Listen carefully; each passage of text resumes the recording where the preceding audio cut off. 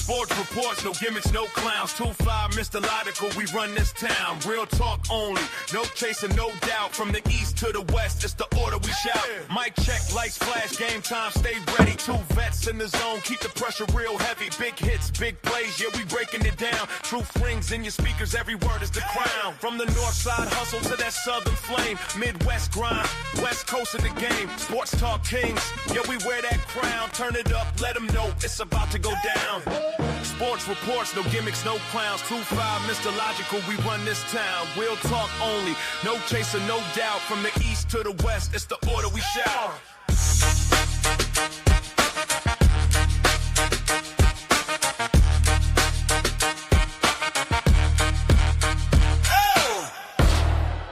It's about to go down. Yes. You are now listening to the sounds of Sports Reports as ordered. If you see that look on Mr. Logical's face, it's because he just now realized that he's taller than Jalen Brunson. You know what I'm saying? Game 2 of the finals is underway. Knicks took away game 1 down in the Alamo. I'm in the Alamo. I'm 2-5. As I said, he's Mr. Logical. He's cool, calm, and collected. We're going to get into some game 1 reaction, talk about game 2, and then we're going to talk to you about the Protect College Sports Act. But first, like, review, subscribe, share, rate, do all the free things, do all the good things. Liquid Death in hand. We are everywhere that you get your podcasts. Let's get it. So, Mr. Logical.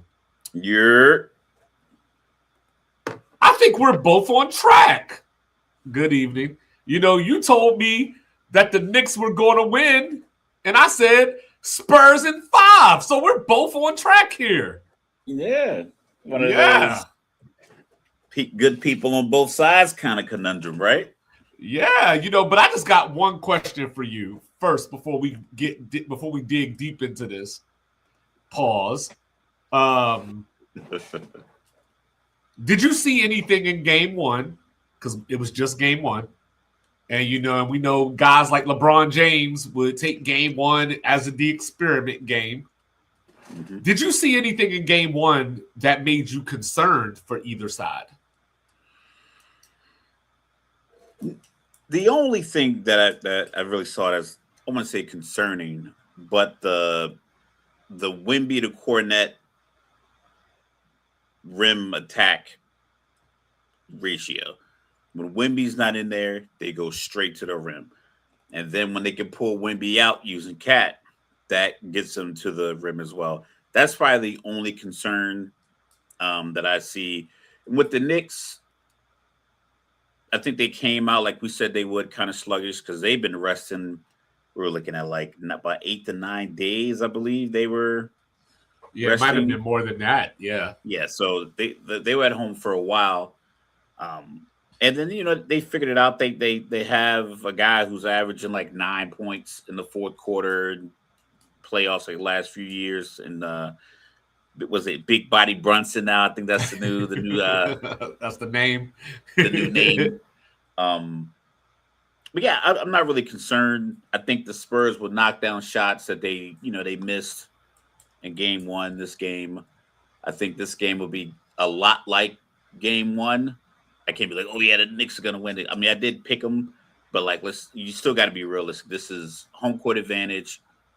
Stadium's packed. There still is a lot of Knicks fans, but yeah, like I said, I'm not concerned. The only concern I really have is the way the New York tax the paint when Wemby's not in the game. Yeah. So yeah, this is going to be a very competitive finals. You know, saying, and I mean, honestly, my Knicks in 5. Spurs in 5 was a little tongue in cheek. I could actually see this going 7 for real. But a couple of things that I was concerned about, some serious, some not really that serious. I don't expect Wemby to play like that again. You know what I mean? That's first and foremost. You know what I mean? Like, even though the Knicks have defended him very well over the years, they're probably one of the better teams, if not the best team that has defended him since he's been in the league. You know, the non-serious thing is Dylan Harper, stay off of TikTok, man. I guess he liked something that said that he reposted it. It was somebody that made a video, and it was basically like De'Aaron Fox dedicated his stat line tonight to playoff Harden. And so of course, because you don't want to question game one, right? It is game one. But correct. there was a moment where I looked at Mitch Johnson, and I said this to a couple of people the other day. All playoffs, I was wondering when the Spurs youth would come in and show. And I think game one was that game. Castle came out pressing, missing layups early because he just looked too excited to get the layup. Mitch Johnson, why did he sit Dylan Harper? Dylan Harper was the best player for the Spurs. It might have been the best player in the whole game at times in game one. But those last 4 or 5 minutes of the game, he went with the veteran De'Aaron Fox. But why not play both at the same time? So I get the thought of you want the vet. He's been in these moments. And De'Aaron Fox is clutch in his own right. He was the first person to win that new clutch award. So there's no problem with trusting him. But obviously he was having a bad game. But I was thinking Champagnie came out on fire, and he just hit another three earlier. Champagnie came out on fire in game one. But by the time we got to the fourth quarter, that was dead. So my thought was, why not take out Vassell or Champagnie and let Dylan Harper close the game? And that's one of my problems with coaches in general, is that they're so beholden to this is my rotation, or this is my substitution pattern. You know what I mean? It's like, this is game one of the finals. Go win the game. Yeah, but I think because it's a simple decision. I went with the vet at the end of games, which is not a non-standard process for coaches. Like, hey, it's a close game. I'm gonna go with the vets, and the young guy's gonna get his opportunity, but I'm gonna go with the veteran. I think it's because it was like the 4 minutes, but it was a very frantic 4 minutes. There's a lot of clawing back. The Knicks, mainly Jalen Brunson, was hitting every shot. So I think you're just more concerned, what's happening on the floor versus what can I do in these last few minutes to switch it up? It's it's almost too late to get him back in. Wemby's a guy you can put in a few minutes left in the game because he's at foul trouble. You can put him back in because he's definitively going to alter how they play offense, how they play defense. Moving De'Aaron Fox out and putting Harper back in, there's no guarantee that you're going to get more out of it, especially in that time of the game. So, yeah, I didn't think it was a big deal. I just noticed people brought it up. That's the only reason I even thought it was I didn't think it was a big deal. I just noticed people brought it up. I thought it was a big deal just because I don't think it's a every night thing. So I'm not saying hey, for the rest of the series, this is what you better do. But, we talk about this all the time. I'm all about the moment. You know what I mean? You have your coaching philosophy. But when you have the chance to win a game, you have to do the thing. So Dylan Harper came out the other night and had 6 rebounds in the first half, and he was the only steady person that was really on the floor for the Spurs at any point during the game, besides when Champagnie was hitting his shots. You got to players they play in the halves. Champagnie went 5 for 6 from 3 in the first half, and I think he finished the game with 16 points. I think he got a free throw or something like that in the other thing. The other thing that I was concerned about, and you already know what I'm about to say, you know what I mean? I don't know if the Spurs are going to get another whistle like they got in game one. You know what I mean? Because that game was all over the place. Wemby, I think, shot 16 free throws or something like that. And yeah, he shot a lot of them early too. Yeah, and I don't know if you're going to get another whistle that one-sided again. You just can't rely on that. You know what I mean? But Brunson went 12 for 31. That's the other thing, because before the game, people were asking me, hey, what's your game one prediction? And I was kind of being facetious, but also half serious. I said, Jalen Brunson's going 7 for 21 tonight. And then there was a point in the game where he was 7 for 21. The Spurs were up 14. And then this is a symptom of this NBA that we live in today, where 3-point shots galore. Even if I'm the team that is up 14, I'm still shooting threes for some strange reason. Both teams hit 11 threes, but the Knicks took 7 less.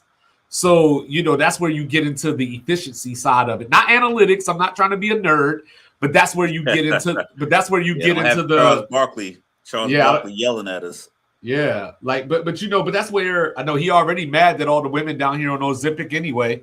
You know what I'm saying? But so neither team played well in game one. You know what I mean? Fox and Vassell combined 7 of 24, combined 1 of 10 from 3. Fox and Wemby combined 9 of 34. Like, you're not going to win any games that way. And for the fact that it was a game within, I think it was about 2.5 minutes left, there was still a chance because the Spurs went on that 9-0 run. That would be a little concerning if it wasn't game one. But since it's game one, I'm willing to look past that. If this was like game 3 or game 4, I might take that a little bit more seriously. But game one is the feel-out game. And hats off, I mean, the topic says it. Hats off to Cat. You know what I mean? He's been under fire for the last. Yeah, I told y'all, like, I don't know where all of the Cat rhetoric comes from, because it's not as if he was ever like a dominant player in the league. I think he's always just been really good. I mean, he's just been a really good basketball player. He's consistent, fairly healthy throughout most of his career. Doesn't miss a lot of games because of, injuries and things of that nature.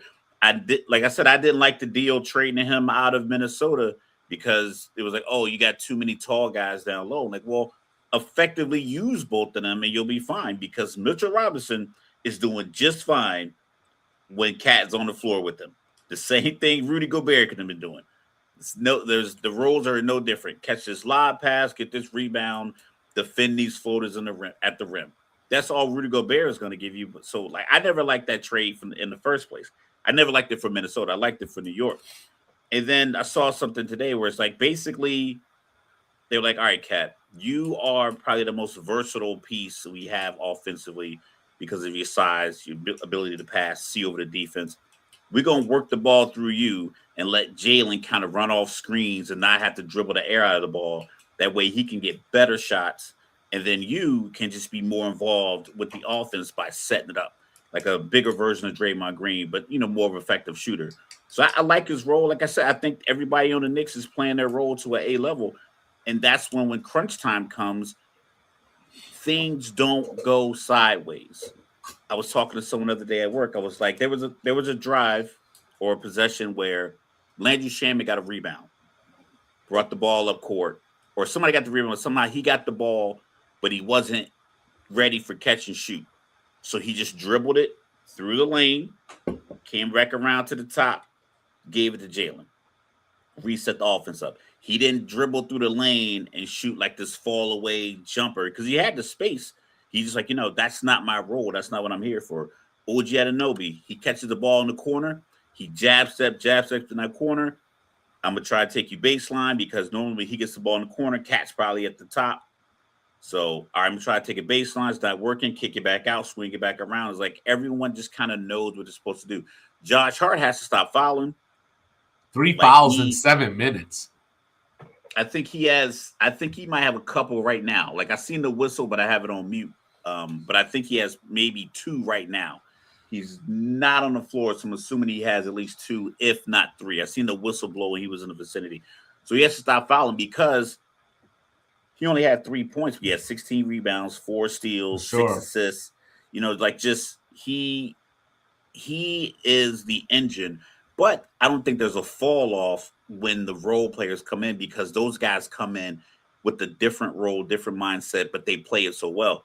That's the issue you're having with like guys like Vassell and Champagne and those other guys. Like, they're not there to be scorers. They will go 4 for 14 if you give them 14 shots, because they are there to be just big guards, slashers, opportunistic scorers, but not, those aren't 14 shot kind of guys. And right now, I think Wemby's off the floor, Cornette's on the floor, Knicks are down 4, 5 minutes, 5:45 left in the first. Watch when the Knicks get the ball back. It's going to be to the rim, to the rim, to the rim. I'm imagining the score be 24-21 here very shortly. Knicks going to be up. Yeah, so like I was mentioning, Wemby, obviously, like he's the key here. He has to go do, what he does. You know what I mean? And Steph Castle, Mr. Logical knows that was my guy coming out of college. I was all about Steph Castle. He's going to be a key to this series as well, because the same way that you were just talking about Josh Hart, he has to stay out of foul trouble as well. Because, he was on the edge a couple of times in that OKC series of fouling out himself. But to your point about Cat, I'll admit it. I'm still mad about 38-0. You know what I'm saying? I'm still mad about 2015. You know what I mean? But also, Cat early in his playoff career, he was real Harden-like, as far as he would have these disappearing moments. He would have these 2-for-10 games and things like that, which always amazes me, because obviously I'm not an NBA player. But when I see a guy like Wemby go 6 for 21, I'm like, that should not be possible. You know what I mean? But I like the 21 shots. I'd rather him go 6 for 21 than 6 for 10. Well, it's the 2 for 9. It's the 2 for 9 from 3 that concerns me, because even at his best, Harper, Wemby is about 35% from 3 at his best. It's just the dagger mindset. Like, I think he wants to just put it, wants to be the guy that Harper, it still amazes me too that Dylan Harper and Ace Bailey. Every time we do a show when it's live and we're both watching TV, it's like, I'm pretty sure people watch it like, yo, y'all need to say something. But yeah, so with Wemby, I think he wants to get the psychological edge, because he already has a physical advantage, and I think he forces these threes. In OKC, he was hitting them.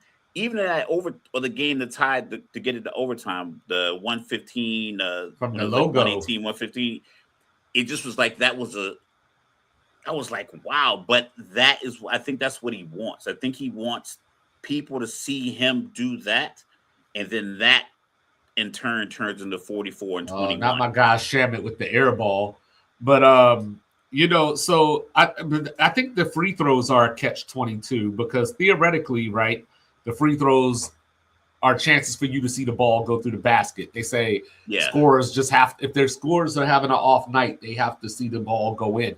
But I also think that at times, and I think what happened in game 1 was that there were so many free throws that a guy like Wemby just never really got into rhythm, because he wasn't getting clean shots, outside of those threes. He wasn't getting clean shots. So he was hitting his free throws, but because there was the one play game on the line, and he dribbled it off his foot. And, it was just one of those things where it's like he was tired, I think.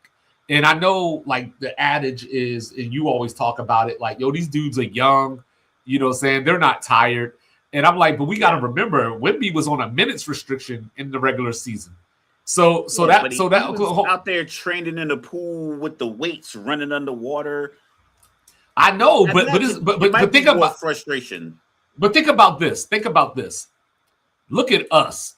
And if we were playing basketball, and I'm playing, my game, you're playing your game, and you're leaning on me, you know what I mean? And I can't really push you back. Like, that wears you down. You know what I mean? So that's what the Knicks had, was that Cat was able to body him a little bit. Mitchell Robinson was able to body him a little bit. So when you get to the fourth quarter, how much, and I don't want to be dismissive of like the impact that these guys, but it's like you had a couple days rest. It's not like you had to go work a 12-hour shift at Amazon, then go to sleep, then go to practice, and then come to the game that night. Like, let's keep it real. Like, how much sleep, how much time, how much recovery time do you need at 22? Well, when you probably have a special made bed already because you're 7'5", so I imagine that thing is built to the T. I'm pretty sure the facility has chambers and trainers. Like, I'm just not buying that he's exhausted. I think because there's tired of like. I don't think he's like exhausted to the point where it's like, oh, this is unsustainable. Like, yeah, I imagine that game was probably pretty exhausting, but he also like when his three is falling, he plays differently. And I think but there's an element to this. Confidence. I think he but loses there's confidence. another element those three doesn't fall. But there's another element to this, is that the mental side of the fatigue. You know what I mean? Because, like, yes, his body may not, like, his legs might not be rubbery, but you know what I mean? Like, you remember we talked about the reaction when they won Game 7, and it was like, yo, you throwing confetti already? Like, he was on such an emotional high, and then, you know what I mean? They came out sluggish, but they still had a 14-point lead. And then, you know, the Knicks, Jalen Brunson mostly walked them down. Like, I think there's some mental fatigue there, too, where, like, it's kind of the ebbs and flows of the emotion, too. Because these are young guys. So as much as they have an advantage on the physical side of being young, there might be a disadvantage on that mental part of the game, because a lot of these guys, this is their first time in the playoffs, too. And against OKC, they saw the air leave the body of OKC every time they threw Atlanta the body blow. You can see it in the crowd. You can see it in the coach's face. You can see it in SGA. You can see that all this effort that I'm putting in as a basketball player to impose my will on the other team is working. It doesn't work with the Knicks. Mm-hmm. They didn't back down. So it's like, oh, we're in a real struggle because we're actually battling this team who is not at all worried about us, even with our big down low. Like they were taking it to Wemby. Alvarado did something smart, like he knew the same thing that we said OKC should do. Boom, just throw it off the backboard, because you know he's gonna want to get everything. He got on the backboard super quick, got the goaltending.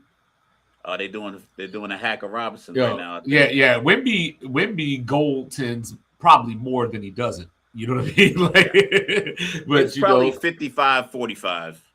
You know, but yeah. So I think that tonight, you know, you got to ride Dylan Harper, pause until, you know, he gives you a reason not to. You know what I mean? Like, because at this stage, Fox is still hurt.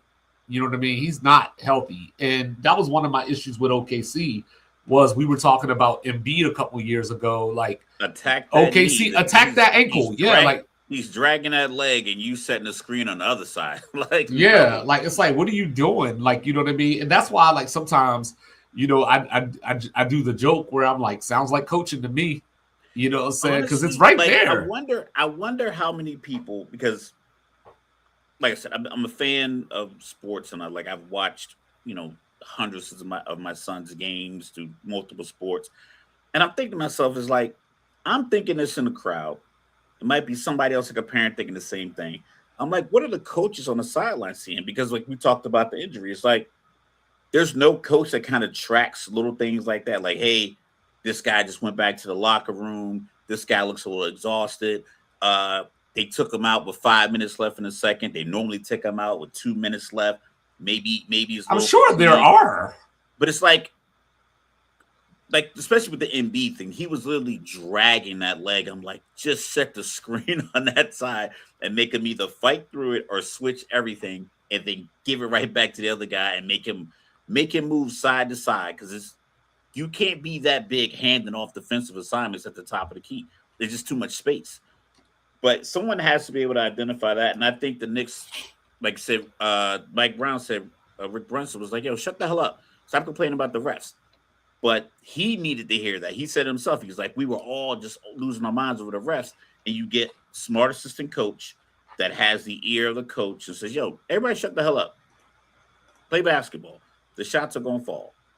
And I think that's the important piece, is that you have, like I said, just playing your role to a T.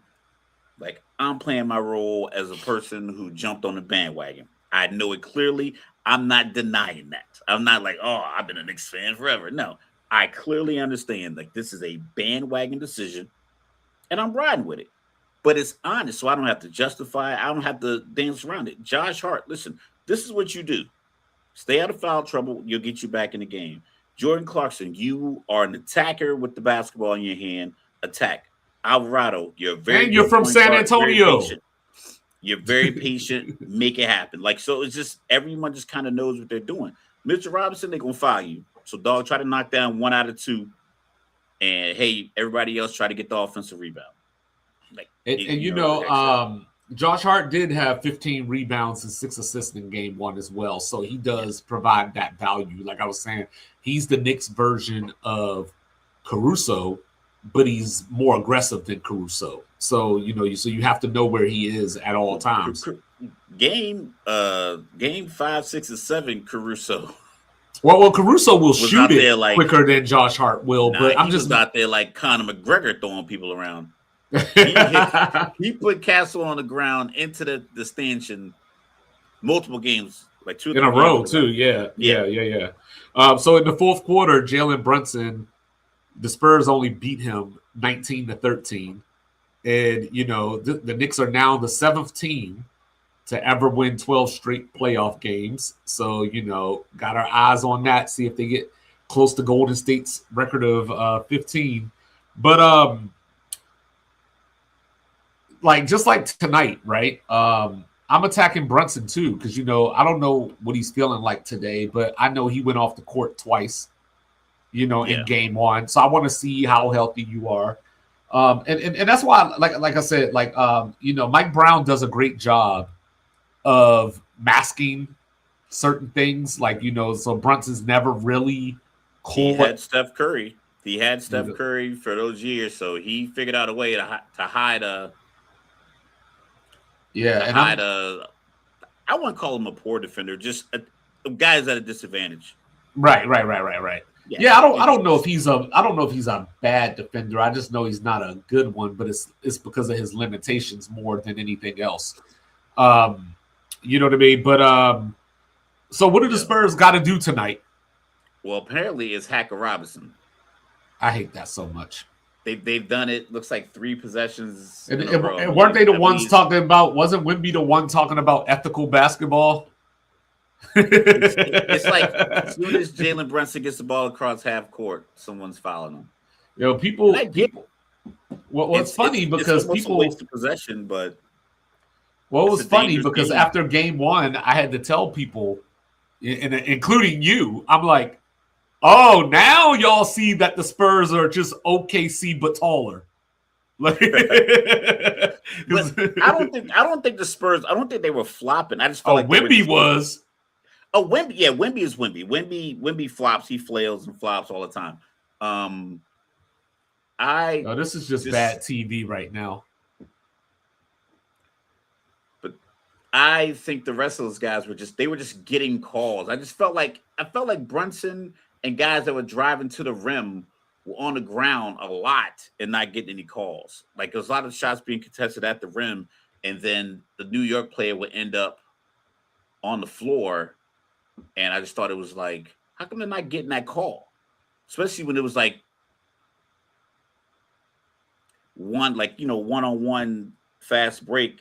And Jalen Brunson ends up in the cameraman. It's like, okay, nothing. Yeah. And it felt like that was for from the time they started calling fouls in the first quarter, I felt like they were all going. I don't think I've ever seen whatever Harper and OG are doing right now. I don't think I've ever seen that before. Like on a free throw. The anticipation that he was gonna miss it. Well, not from that that long before the free throw, though. They were going at it for 4 or 5 seconds before he even shot the free throw. Yeah, San Antonio was doing that thing. Like I said, that Hacker Robinson basically is frustrating. Jalen Brunson's getting a little frustrated. I'm a little ahead of you. Yeah, he was. Well, I'm at 201 right now. I'm at 127. How'd you get so far? We were just at the same minute mark. But at the end of game 1, he I saw him, he was having a conversation with Scott Foster, very animated. So the frustration is set in, and it's funny, travel. Wait till you see this travel they don't call. Yeah, the Spurs getting out in transition too, and and that's another thing that the Spurs needed to do is that they need to push the ball, and I don't know like how these teams get caught up like this, because in the OKC series, it was OKC that I was saying, hey, you got to get up the court, don't let the Spurs set up their defense, you know what I mean, as much as you can. Whereas so far in this series, Well, this game, I should say, the Spurs are picking up the pace now. And it's like, you should have traveled yet, but they didn't call? Not yet. I'm at 114. Oh, hey, it's about to happen. Is it Wemby? Oh, yeah. Yep. Well, Brunson had a couple of those in game one, you know what I'm saying? Because he tricks you with that jump stop. And, you know, there are rules that protect that from being a travel, but he still goes beyond. Wemby took 1-2, stop, turn, pivot, stepped over, went under, then got the foul call. Yeah. So if you're the Spurs for Brunson, are you switching who you throw at him, or do you keep a dedicated defender on him? They're going. It looks like they're doing the same thing they did to SGA. They're trapping him at the free throw line. They're sending the big guy. They got Harper just basically antagonizing them right now. As Wemby was shooting the free throw, Brunson walked over to the bench, just talking to his dad and talking to Mike Brown, and Harper was like on his hip, just following him around, just antagonizing him. He's getting a little frustrated. You could tell. I think Rick probably just told him to calm down. But Harper literally like followed him all the way to the sideline and just walking around. So I think they're gonna attack him the same way that they attacked SGA. I believe Mike Brown will have a counter for that and get the ball to shooters quicker.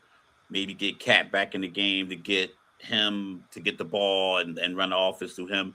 Because without that, if OKC could have gotten the ball to Chet in those situations where he could have divvied it out, I think that blitz tactic would have been, they could have hurt it because those guys were coming far up. I mean, the 3-point line is 23 feet. These guys were trapping them at 28, 29, 30 feet. If someone would have flashed to where they can get the pass early, now it's a scramble drill. Yeah, you got Wemby protecting the rim, but someone has to help, and if you help off the guy in the corner, you kick it to the corner, and this guy's got an open look. But I just felt like OKC did that very slow, and I think the Knicks are doing the same thing. They're not attacking it right, but I think Mike Brown will figure it out, come up with something. So I think the second quarter will be a little bit more offensively proficient for the Knicks. I think something I would like to see the Spurs do, and you know, I don't know how feasible it is, so it would have to be something that you try out. But I would like to see the Spurs do more pick and roll with Wemby as the point of attack versus being the roller. You know what I mean? So have Wemby handling the ball and have. I don't think he can handle the trap, dribbling, getting it up and passing it over the top, maybe. But I don't think he can handle a blitz if they decide to. Well, it doesn't have to be something that you do every play, but I think you could just mix it in every so often. I think they would attack him. I think they would attack him because he would go to his spin move, which people already kind of know is coming. That's what Josh Hart. That's how he got in with the 4 steals in game 1. Because most people try to attack his arms as soon as he comes, like as soon as he goes to spin. Hart just waited on him, so he spinned off the other guy. So then he's spinning right into me. And now I can attack the ball because he's going to show you the ball because of the spin. And I think you just wait on that. And I think if he was involved in some kind of pick and roll action, I think that opens him up for that. I think they should play. I think like I said, I feel like an adjustment for me. And I don't know how much Plumlee is like ready to play. But like I said, when I bring Cornette in, I'm bringing in Plumlee as well. I just need another big body that's going to be scrappy, that's going to go for rebounds. You think that's enough offense, though? If I get Dylan Harper, Castle, and Champagny, because I don't want to be disrespectful. I don't want to be disrespectful, but I'm done watching Harrison Barnes play basketball. Yeah, I don't know. I wouldn't have Harrison Barnes in there in that rotation. I've had Harrison out there with Wemby, let him get some shots up. But like I said, I just think that the Knicks attack that lineup with Cornette at the 5. They attack him. And the Knicks had Robinson in the first quarter, so they were able to do Hacker Robinson. But if they didn't, they would have been able to get to the rim every time, at least attempt to get to the rim, because Cornette is only so much he could do. Yeah, he got the block on Hartenstein, but that's not what he's going to be. I think that at some point in this series too, I think I need Mikal Bridges to look for his shot a little bit more. You know what I mean? Not necessarily trying to go ISO or anything like that, but he only took 6 shots in game 1, and it's almost like his shots, Wimby's the shark infested Wimby water. That's where yeah, his shots are from. it So it's like this might be a waste of possession if I try this. Let me do other stuff and then open up opportunities when Wimby's on the but floor. I just feel like every now and again you have to show the defense something different. You know what I mean? Even if you just do it once in the second quarter, and maybe later in the fourth you fake it like you're going to do it again, and then you do something else. But I just feel like he can contribute so much. You know what I mean? Because OG is kind of at that point where I don't want to say he's turned into like the corner shooter, but OG generally doesn't drive to the basket as much as you would think that he would. He's standing in that corner. You know what I mean? So I feel like there's room for Mikal. Like, I'm still a big body, so you could close out on me. Now you got to follow me to this hoop as I take it down the baseline. And I'm gonna fight through you the entire way to the rim. Yeah, but I think that there's room for Mikal to kind of operate in that free throw, and it depends, right, who's on the court, because you probably can't do that with Cat on the court because that's Cat's operating area in the middle of the floor behind the 3-point line and coming in. You know what I mean? But when Cat's off the floor, I feel like he could at least get to that elbow. You know what I mean? Especially when he's not on the floor and he's on the floor. You know what I mean? But I just think he has to look for it, because I would like to see him somewhere between 11 and 13 shots, versus just 6.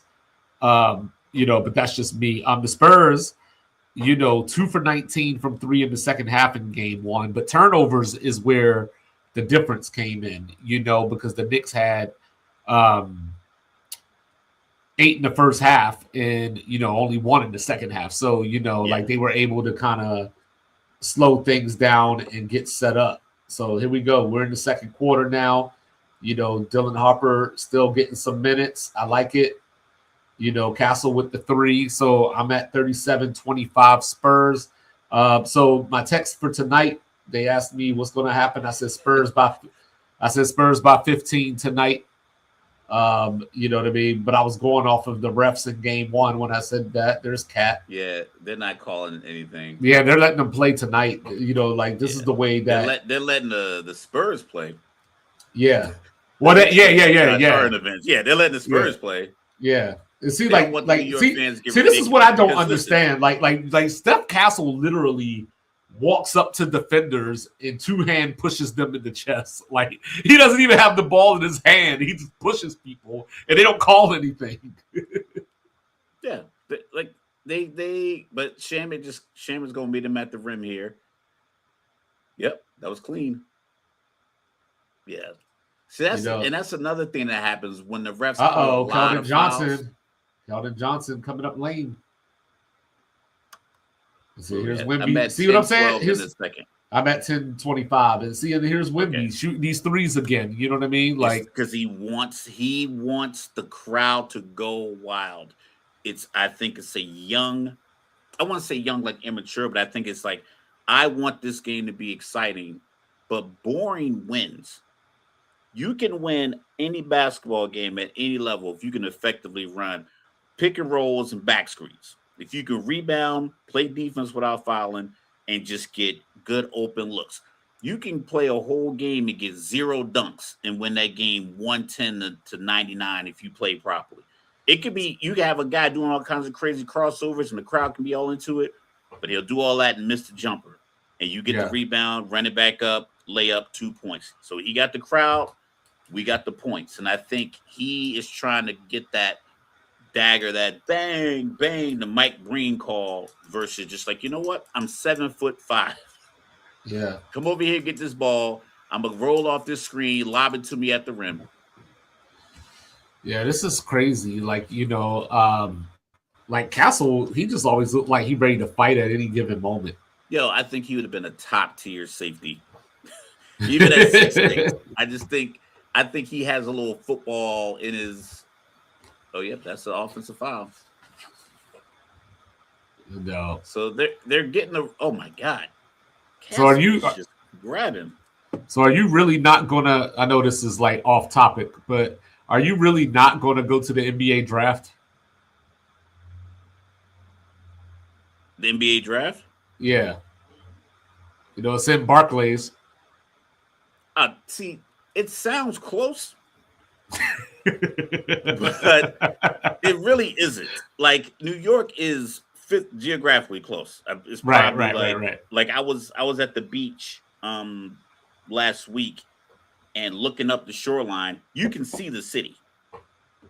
But getting on the roads or getting in the train or getting in the subway to get out to Barclays, it's a whole nother story. It's like you ever been? I don't know if you've been to Hawaii, but people are like, oh, Hawaii is a small island, but it's like, yeah, you're stuck in traffic. Yeah, I've been to Honolulu. Yeah, so kind of like that. So it's like I said, it's a great trip if you're going to Manhattan and you're gonna walk around Manhattan. Like the logistically is perfect. But if you're trying to go to like Brooklyn and all that, it's a little bit more. Or like the tolls are crazy too. It's like $20 across the bridge, $20 to get back. Yeah, it's nuts. Okay, Cat. You know what I'm saying? Talking trash and everything. You know what I'm saying? Yeah, like they with the shit. Kitty no more. Oh, and he blocking on the other end. Look at this. Like, I don't even recognize this guy right now. Telling you, man, like all you need is a little bit of love, a coach that believes in you, and you're in there. Yeah, but like I'm loving this series already, man. I know we're only 2 games in and not even really fully done with 2 games, but I'm loving the intensity. Like, you know what I mean? Because like a lot of people, a lot of the criticism about the NBA over the years is like, hey, these guys look like they don't care. They're just there for the check or, whatever the case may be. Like, no, these 2 teams want this. Absolutely. They want this. And my public service announcements to New York City Mayor Zoran Mandani, you might want to go ahead and apply for those emergency funds because you're going to have to hire a lot of security if the Knicks win tonight, you might have to call in some off-duty NYPD police officers. Well, if they win it all, you're gonna have to call in all. I don't know. I think someone said like the NYPD is bigger than like a lot of countries' entire army. You might have to call them all in. Well, the Mango terrorize the city. If the Knicks win this NBA Finals, like I'm predicting, they are going to need to call in the National Guard. They're going to have to have a predictable route. It's because it's going to be chaos. Hey, and the Mango going to be at Game 3. Who? Cheeto. Why? He's a New Yorker. Yeah, right. He said he's going to be at Game 3. You better not. Go to your UFC match. Go hang out with, Covington and all those dudes. So yeah, like like the Knicks are scoring, when Mitchell Robinson ain't on the court.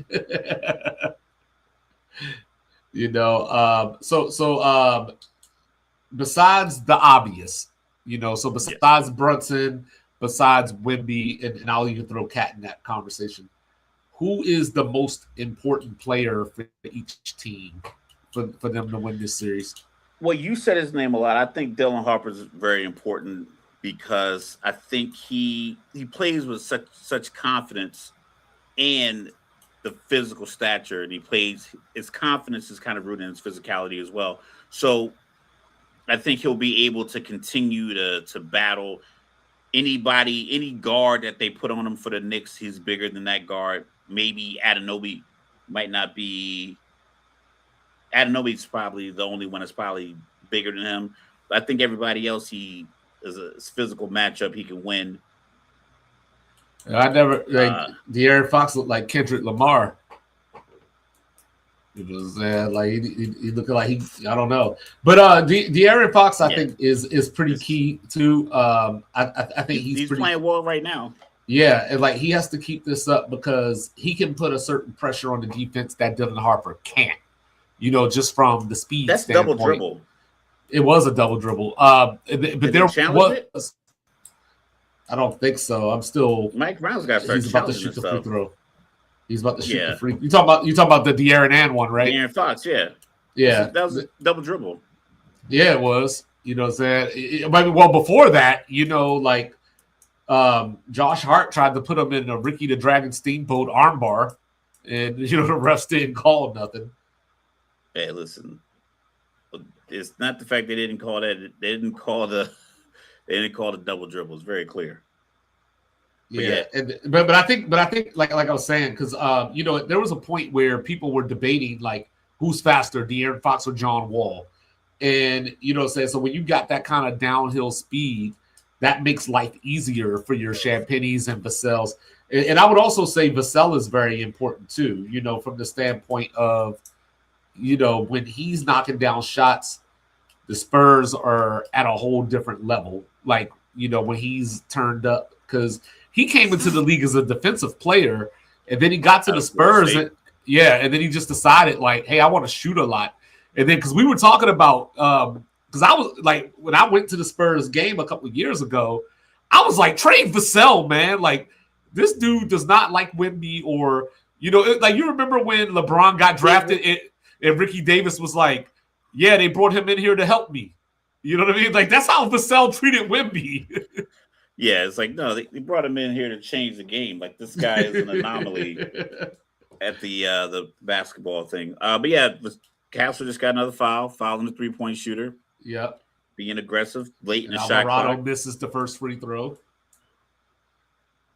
You know what I mean? Like, but Alvarado's been a very underrated pickup for the Knicks this year too. You know what I mean? And especially native New Yorker, so he's representing. Yeah. But I think for the Knicks, I would like to see Deuce McBride get loose.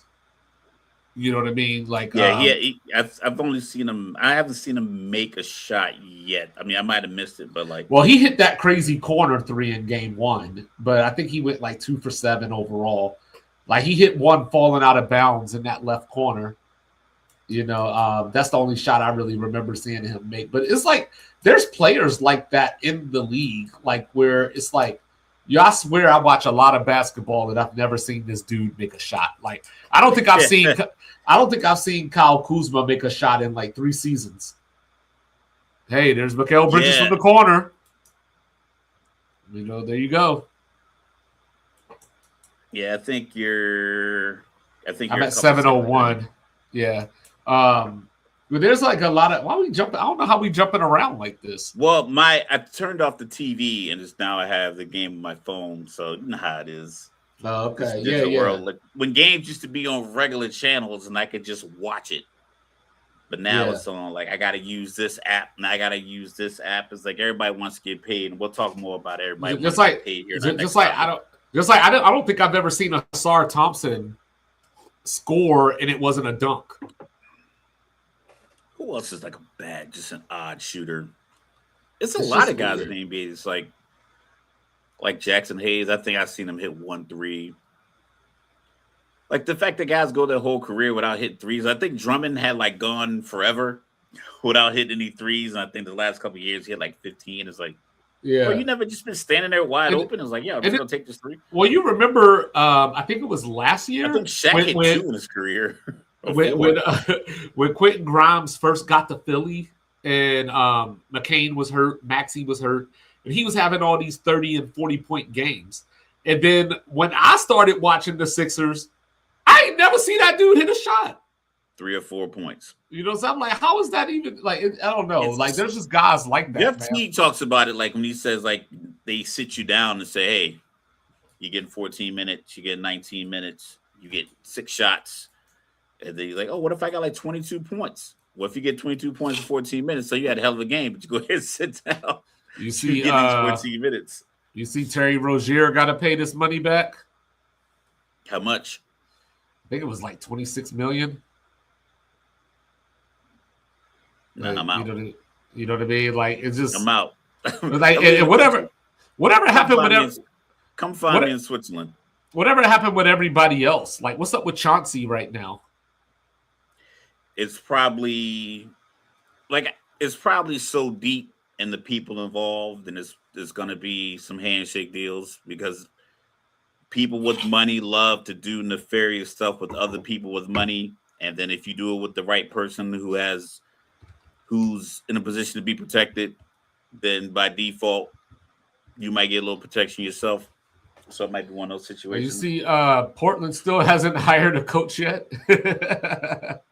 Poorly run organizations. This is why certain teams, the Spurs, this is why they are the way they are. Like they'll suffer for a couple of years and rebuild.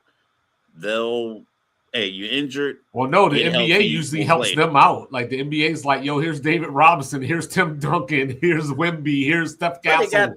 They got 3 of those guys. Steph Castle was the number 1 pick. I know, but a lot of these teams don't get one of those guys in their history. I think a lot of these teams get those guys. They just want those guys to do other things. Like we talked, remember that guy, what's it, Justin Jackson he went to Kansas. Oh, Josh Jackson. Yeah. Josh Jackson. He could play the way Asor and a man and all these other guys played, but they want him to shoot. It's like, no, he can't shoot. Don't grade him on a guy that can shoot. Grade him on a guy that's 6'7", lengthy. You could be a great defender. You could do 12, 13 years. Let him being healthy. Be what you physically are capable of doing. Not like, oh, we want to mold you into something else. Like Cat can't be a big that's going to bang with DeMarcus Cousins down low all the time. We all seen the meme. Yeah. That's just not what he's going to be able to do. But, hey, man, give him a couple of bumps, turn that shoulder, and try to shoot that fadeaway. That's what you're capable of doing. Or if you can dribble past him, that's what you can do. But I'm not going to demand that you got to bang with all these other guys. And that's the difference with these organizations. You can tell. Like, Dylan Harper. See, why does Wemby only have 4 shots right now? I mean, he's not on the floor right now, but still. Yeah. Because the 3 didn't fall. When the 3, it's like, remember when they talk about Tyrese Halliburton? Mm-hmm. Like, if he doesn't hit one of his first 2 threes, like his shot total for the game is like, it goes from 18 to 10. Yeah. But if he hits one of those 2 threes, then he'll shoot around 18 shots for the game. That's kind of the same thing. It's like, oh, I didn't make these, so I'm off tonight. Let me get other people involved. Yeah. Well, De'Aaron Fox looks pretty healthy tonight, so far. Well, maybe Dylan Harper retweeted that to piss him off. Maybe this is his 45, 15, and 5 night. Nope. They got Harrison Barnes in the game, so I know that's why go ahead and eat. Get it on your run. Oh no, hold on. See, Dylan Harper messed that one up. That was all. Harrison Barnes had a dunk right there, but Dylan messed up the pass. And Vassell is just like I said, like Vassell is when he's off, like it's just I don't even know. Oh, good block, OG. Josh Hart coming down the court, leading the break. Mikal go pull up. There it is. As a wise man would say, bang! I've always wanted to do that. He said he'd give him a triple bang if they knock down a 3 to win the NBA Finals. That's what he told. That would be crazy. Yeah, he said, I'll give you a triple bang if you guys. He said in Game 7, if you hit a 3 to win the NBA Finals. All right. Yeah, OG. You don't challenge OG like that. Hey, it's time to get. Cat said it in the he said it in the huddle game 1. He was like, the offense will come. Just stay locked in defensively. Oh, there's Wemby. He was like, just like game 1 in Cleveland. He was like, just stay locked in. We'll be good to go. Oh, they put Wemby back in the game. Josh Hart and Vassell.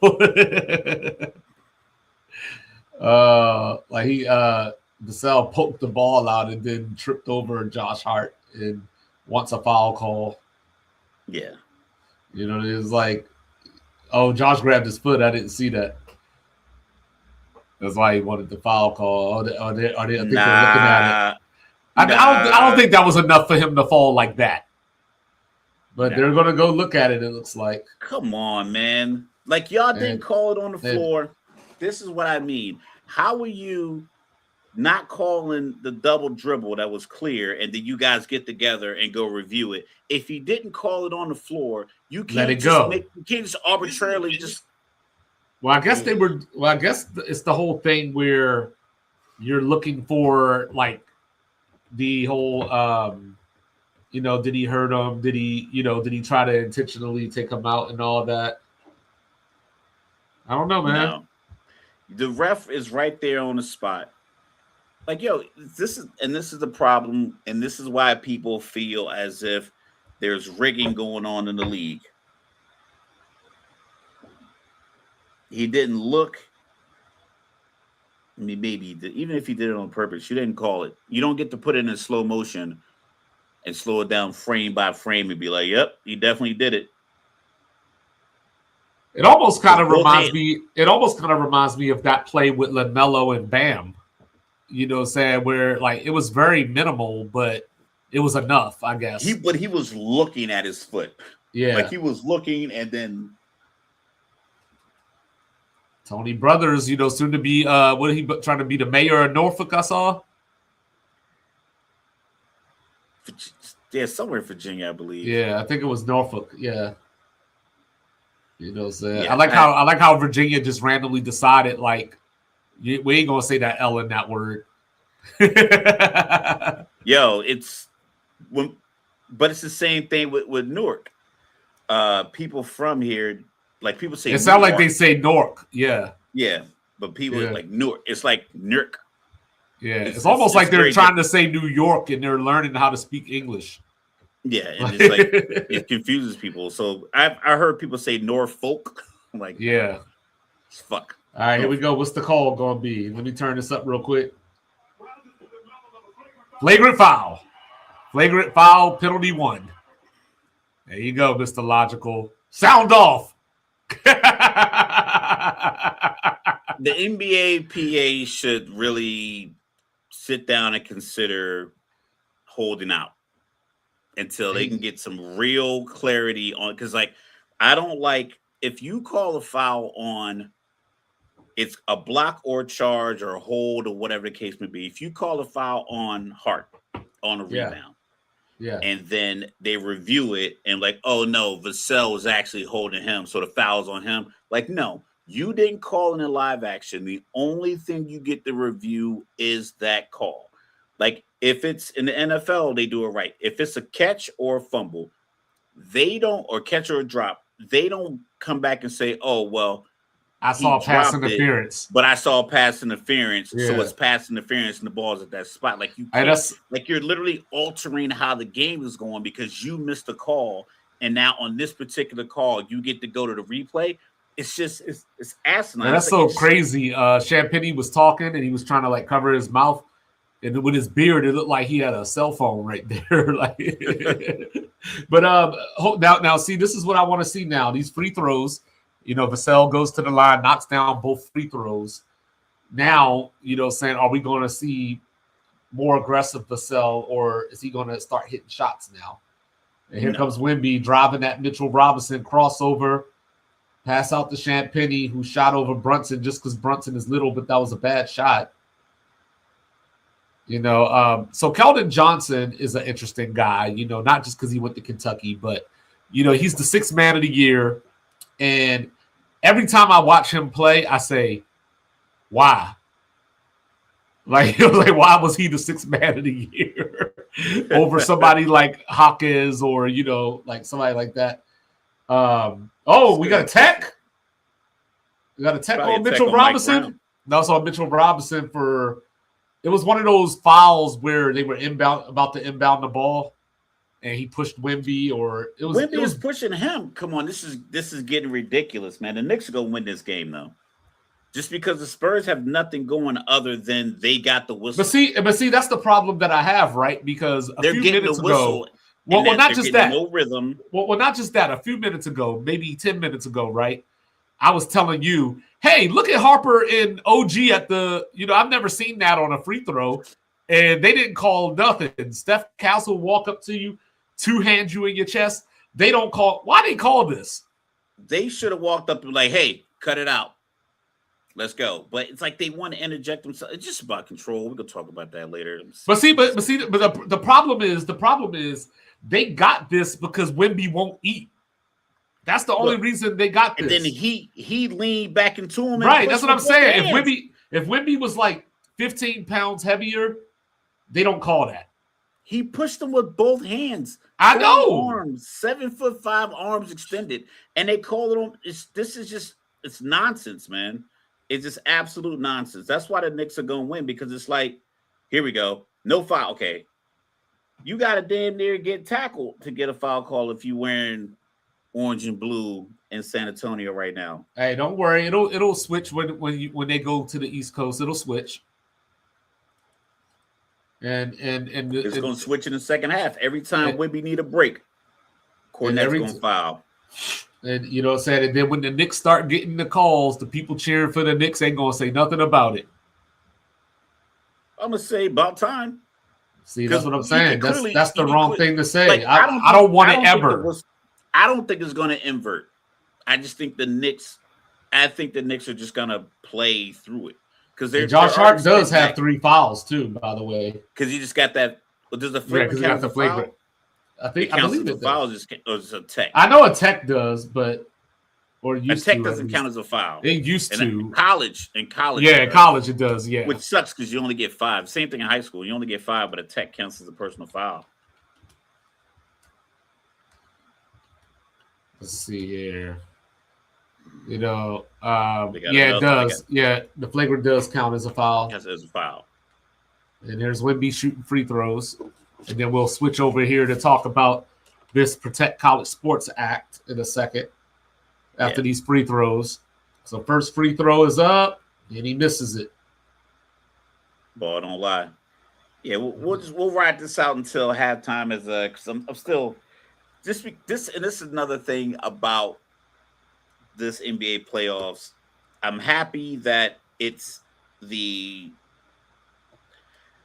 some guy who's in the running for face of the league as Wembanyama, and then a big city team. Even though, like, my personal opinion about big market versus small market, you watching the game on TV shouldn't have anything to do with where the basketball team practices at and plays their home games. Like, that should be irrelevant if you want to watch a good basketball game. If you have stars in the game, that's all that matters. And to get to the NBA Finals, you need stars. You need all somebody stars. Take a shot. Players. Yeah, there's Mikal Bridges. See, there you go. Nobody wanted swing. Yeah, that's what I was getting frustrated. See, look at that. Wemby just like knocked out Landry Shamet. Like I said, it's gonna get called. There you go. Knicks with the lead. 3:37 left in the second quarter. Yo, Landry Shamet looked like foul calls. Their best. Well, I was just about to say the Knicks got to feel good because Brunson spent a chunk of that time on the bench. You know what I mean? Chilling. So like, and they got back in this game. Because but hey, it's a chessboard. What I tell you, there's Vassell from 3. Hey, why Landry Shamet looked like he could play the Passion for Christ dude though? He is a strange looking dude. Did he knock it down? Down the 3. They up 2. Oh, they called a foul? Oh, I didn't even see that. If they did, I didn't even see. I thought they called it. I thought it was a timeout. Oh, I thought it was a timeout. Let's see what they. He hit him in the hair, like not necessarily the head, but the hair. And see, that's another thing that I get frustrated about. He didn't even complain about it, so that's how you know it didn't happen. That's another thing that I get frustrated about too, because sometimes on the like sometimes on a shot, like they'll call the foul on the follow through, but even that's not consistent. You know what I mean? Like, Wemby slapped Cat in the face game 1, and they challenged it and reversed it. Well, Wemby gave him the forearm shiver. You know what I'm saying? Like they used to call it back in the day. Same thing he did. I think he did it to Chet, I believe, in Game 7, but he got the ball first. So it was like, he got the ball first, so it was good to go. But this time he didn't even get the ball. Oh, Vassell about to get another one. Oh, put it on the floor this time. Go to the basket. Oh, no, he couldn't make it. Cat with the defense. You know what I'm saying? Yeah, so, Jalen with the step in. Nope. Wemby with the rebound. 2:38 left to go in the second quarter. Wemby bringing the ball up the court. Spurs up 1. Knicks 7 of 18 from 3. Spurs 6 of 16. De'Aaron Fox at the top of the key against. Here we go. Champagny dribbling against Cat. Probably dragged that foot just a little bit. Vassell misses the 3. Here comes Brunson. Get the ball to OG. OG going at Wemby's body. Wemby got a piece of that. Out of bounds. Knicks ball. So like the Knicks, and this is all I was asking OKC to do. This is all I was asking them to do. He's going to block your shot from time to time, but you gotta go in there. Like I said, I thought OKC players, but they started losing guys, so guys had to shift to different roles. So that does alter, your game. Right, because remember game one, putting McCain in a starting lineup kind of solidified the bench guys, because okay, now you still can come in and do your bench, because I think McCain is a starter who just happens to play on the bench. I think he would have been a starter probably most of these teams around the league, because he plays with great confidence, great balance. He's like a bigger, his body frame is like taller version of Jalen Brunson. Like he's not a lanky guy. Like you could tell he's a pretty solid guy. So I think he handled the role of the starting lineup pretty well, because he has a bit of a green light to shoot. I just felt like the guys, I thought Hartenstein played poorly defensively, and I thought Chet just played very passive the entire series. So that hurt them. Right now, the Knicks, everyone's doing what they do. Like you said, you called for Mikal Bridges. He was like, all right, bet. I can't work the midi. I'm going to take the shortest three-pointer, which is the corner three, which is a few feet deeper than, his mid-range game. So it's like, now I'm taking that shot. Guys taking it to the rim against Wemby. It's like, he can't block everything. And if you get it on the rim quickly, then, maybe. Yeah, get him out of position get him out of position on the block, and you get to follow. You know what I mean? Just attack, and it's attack. And I think that's something that OKC.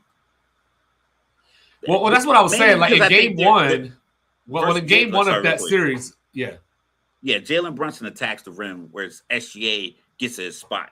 Mm-hmm. That's the difference, and I think the team went as SGA went, whereas I think Jalen is like, we're attacking downhill all game.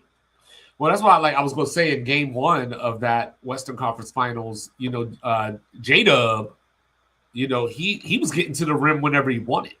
You know what I mean? And that's why when they lost him, it was kind of, they still got the game 7, so hats off. But you know what I mean? It was going to be tough without the guy that can get to the basket.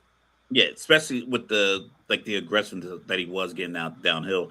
And that's what the Knicks are playing at all 3 levels. They're attacking the rim, they're attacking the mid-range, they're passing the ball well, they're not dribbling the air out of the ball. Because, like I said, the San Antonio is playing 4 big guards and a unicorn-sized center. That is their lineup no matter who's on the floor. Yeah. Harrison Barnes on the floor, you can consider him a forward. But for the rest of these guys, they are just big guards. Mm-hmm. So, like I said, getting Mason Plumlee in the game, I don't know how effective you think that would be. But I'm like, I figure guys 6'10", 6'11", at a minimum, dog, just rebound. Right. Defend Cat, make it tough on Cat, and rebound. That way Cornette can stay near the rim. Because other than that, if you pull Cornette more than 8 feet from the hoop, it's open season at the rim.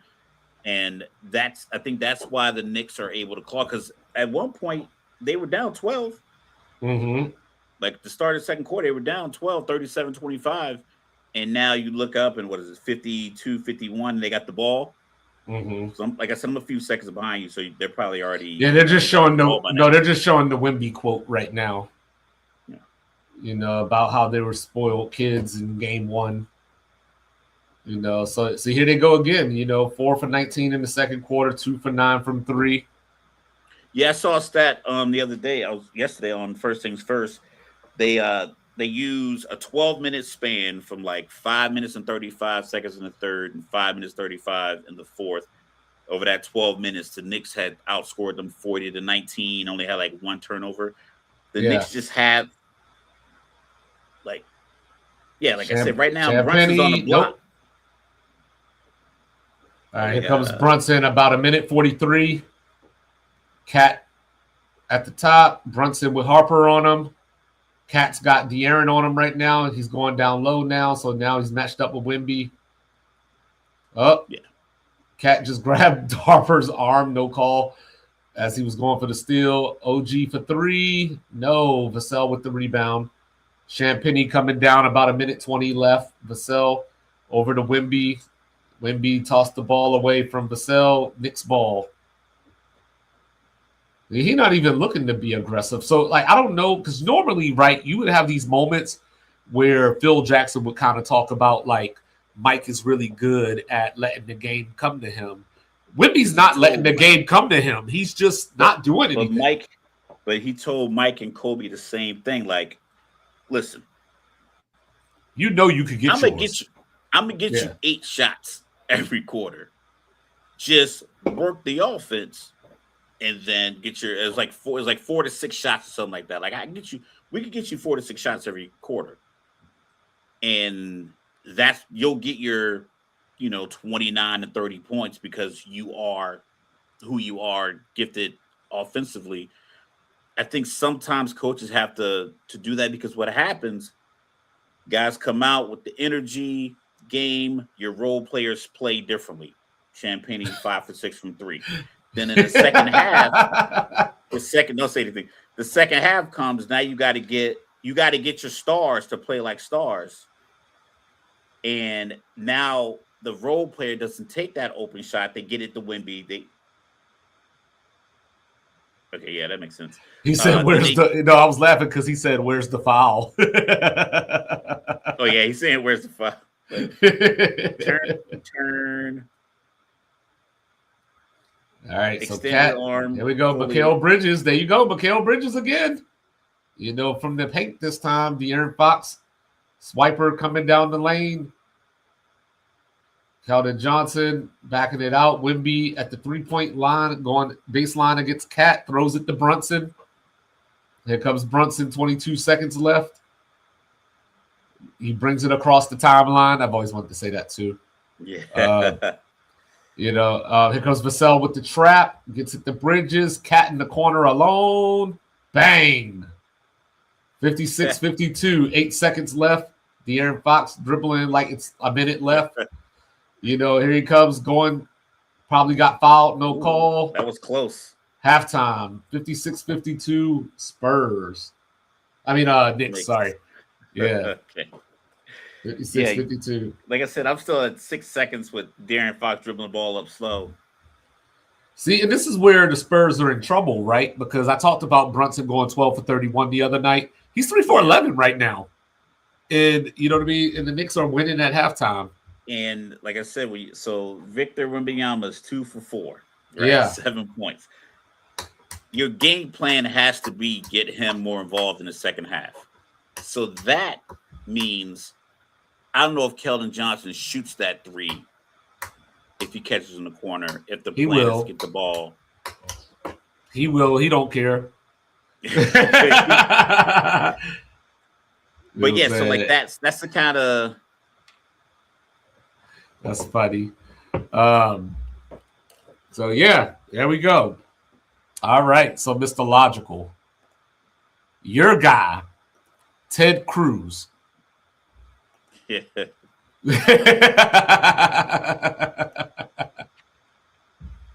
Your guy, Ted Cruz, introducing legislation into Congress called the Protect College Sports Act.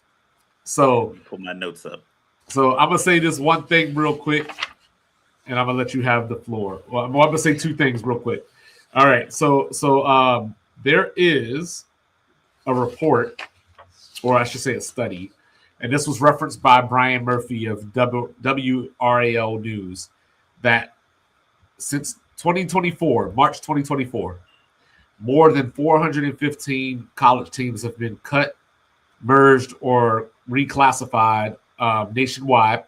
That includes more than 40 Olympic programs, including swimming, tennis, and track, between May of 2024 and July of last year. Arkansas had to cut men's and women's tennis, but then they got bailed out with some short-term funding. So, one, people are concerned about the future of the Olympics. And the numbers that he was quoting came from edcircuit.com. Now, the second thing I was going to say, and this is the part where you laugh. Okay. So I heard Ted Cruz on 3 with Andy Staples and Ari Wasserman. And he said that at the rate that we're going, in 3 to 5 years, there might only be 50 teams left, football teams left. And just in the state of Texas alone, you got Texas and A&M because they're going to be fine. But there will be no Baylor. There will be no TCU. Oh, you were supposed to laugh. You didn't laugh. Because it upsets me. And the reason it upsets me is breathe. It's the same playbook they use for everything to get their way. And when people do actual tangible math or just apply logic to these conversations, it blows up. The problem is these senators have pushed this, we are going to lose unless you guys let us take over. They already have the great replacement theory, thinking that like all these minorities are coming into the country and white people are going to be a minority. It's like the math doesn't work out. It simply does not work out. But they'll just say that and no one does the research. Right. They don't have to cut these programs. They cut these programs because they want to spend all their money on football because that's all they care about is football and basketball. You can say, no, we can't afford to get this guard from this prep school in Florida to come play here at Arkansas because we are not going to take $10 million from the swimming program to get this guy so he can help us win 27 basketball games versus the 21 we normally win. They can say no to spending $10 million on that, but they don't. They want to win so bad because that drives people to the football games to get them more money for football. They don't have to take money from the tennis program, the swim program. They don't have to make lacrosse a club program. They have to balance the money they get better because these $10 billion TV deals, if you can't balance some sports programs at your college where people are paying to go there, people are paying for food, people are paying for houses, people are getting guaranteed government loans that are getting money, and you're getting state tax money into your schools, you're getting federal money into your schools, and you're getting revenue of everything you sell at your school. If you can't manage that money, then you shouldn't be in that position. You shouldn't get to go to Congress and beg and say, hey, please take over control because we are mismanaging our money in the pursuit of victory. Everybody's not going to win a national championship. So don't go spend $10 million on a quarterback that's transferred 3 or 4 times because the player isn't generating his money himself and buying his way onto the team. The teams are finding the money somehow, some way to get these players there. So it's not the player's fault that you can't afford what you started to buy. Like if someone's in $100,000 in credit card debt, you don't go to the government and say, hey, I really wanted to buy all this stuff on my credit card. Now you got to bail me out. Like, no, you went out there and overspent because you indulged in this stuff and you wanted it. These teams want these players. And for Nick Saban to be up there talking about, oh, I'm not going to say who, he was begging the boosters to give him money because he says Texas A&M bought their whole team. So he was just as complicit in this getting money from boosters process as anyone else. Did you hear the numbers that he quoted? I heard him say something. Like, I watched his intro. It was like 11 million. He was like 2 million, 7 million. Yeah, he said the first year. He said the first year of their collective, they had 2.7 million. Then the next year it went up to 10 million, 17 million, and then 24 million. Where are they getting all this money from? Exactly, because that's what I mean. He literally, and he even mentioned it in his soliloquy, his opening statement, that I did mention the team some years back. I'm not going to mention it now. You did the same thing that you claim is out of control. You literally went to a boosters meeting and said, I need more money from you to buy players. And then once you realize that if you give a 19-year-old kid or 20-year-old kid $150,000 to come play football, you no longer have the leverage to say, I kick you off this team. Cool. So I'll just take my talent and my $150,000 and I'll go to Tulane or I'll go to UAB. I'm gonna go play football somewhere. And that's yeah, it. That's so the problem. It's not a matter of not finding the money because we found all this money to bomb the shit out of Iran. We found all that money to bomb Iraq. We found all that money to bomb Afghanistan. We found all this money to send to Ukraine. We found all this money every single year to send to Israel, which he's a big proponent of. Stop sending that money there and send the money to the schools so we can keep lacrosse and tennis in our Olympic program. Don't sit here and try to tell a guy who gets money off his name, image, and likeness because he's worked put his body through the rigors to get in this position to change his life, that he shouldn't be able to do that. But yet you can vote every single day to give tax cuts to billionaires, to send money overseas to all these different conflicts, and send people's children to battle and everything else. But now all of a sudden kids want to go to college and play sport. You tell them it's not enough money left. well, see, Fuck this is all the other that thing. nonsense. But this is the other thing, right? Realignment, right? So It was all. so let's. I knew you were going to get to that. So. Oh, you did you? I knew you. I knew you was because like me and you think alike. Okay, so I'm looking at Arizona State's schedule right now, and the reason that I'm looking at Arizona State's schedule is because there used to be this thing called the Pac-12 once upon a time. You know, where they would play the Oregons, they would play the California schools, their neighbors, so to speak. So, like, looking at their schedule this year, right? So, they wouldn't have to leave their time zone. They get my Baltimoreans in, week 1. Then they come down here to play A&M. You got Kansas going out to Arizona, Baylor going out to Arizona, Hawaii flying to Arizona. Well, Hawaii's a whole different thing. Hawaii is the only school that's ever been in a predicament where they got to fly all over the place because they're on an island. Then they got to come to. Then they got to come to Lubbock, Texas. You got another Kansas school going out there to Arizona. Utah's next door, so they play BYU. Okay, not so bad. Colorado, not so bad. That game against UCF is a conference game. That they are flying from Tempe, Arizona to Orlando, Florida to play that game. You know what I mean? Like, ridiculous. You know what I mean? A school in Arizona doesn't play a single game in the state of California for a whole football season. Side note, Mr. Logical, Utah hosts Arkansas this year. But anyway, so when you look at that, you think about it, right? Like Texas, for same thing, right? They were in the Big 12 where you had TCU, Baylor, A&M, Oklahoma State, all the Texas schools, all the Midwestern schools. And then what? Last year they had to go to the Swamp. The year before that they went between the hedges. They went to Ohio State out of conference last year.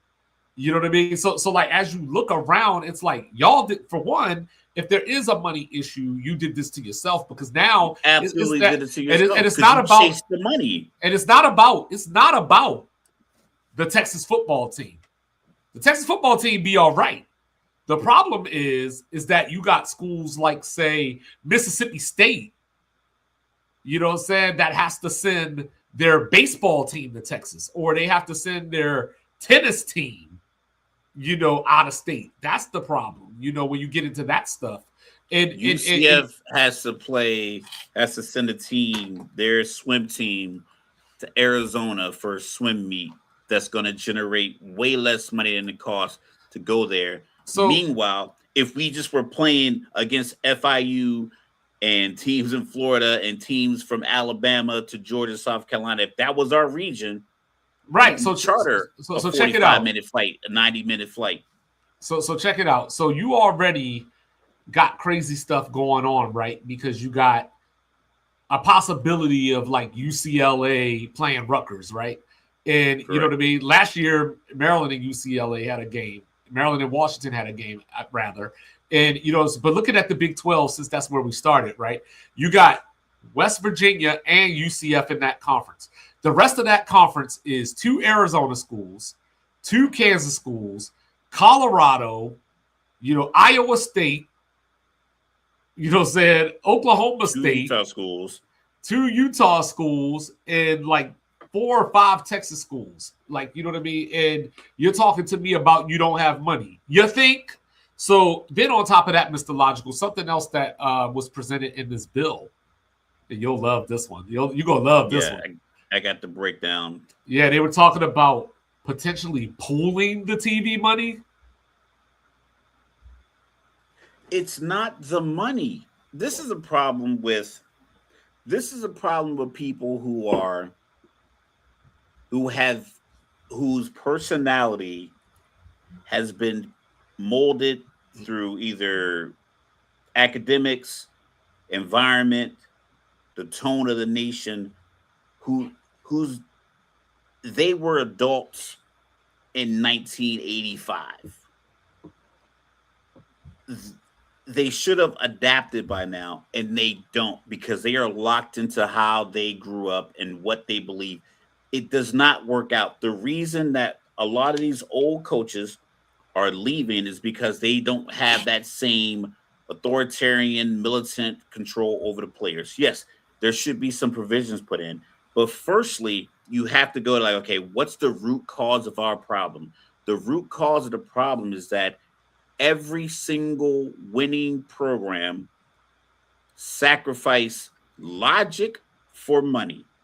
There is no reason that the Pac-12 shouldn't exist, especially considering the caliber of California high school football that basically fed every single Pac-12 school in some form or another, and even as far east as Utah and Colorado. A lot of players from California were going to Arizona schools, they were going to Colorado schools, and they were going all the way down the East Coast, along with the in-state guys already. So I'm a kid from Fresno, California. I can go to Cal. I'm playing games at Stanford, UCLA, LA. DJ was from Oregon, Cali, Oregon right? State. Was that DJ Alphabet? Yeah. Yeah. He went to St. John Bosco in Southern California. So if I'm recruiting the player and he's from Northern California, well, the Pac-12, we're going to have games all down the West Coast. Your parents, your family, your friends, your old coaches, your high school teammates, everyone will be able to come see you.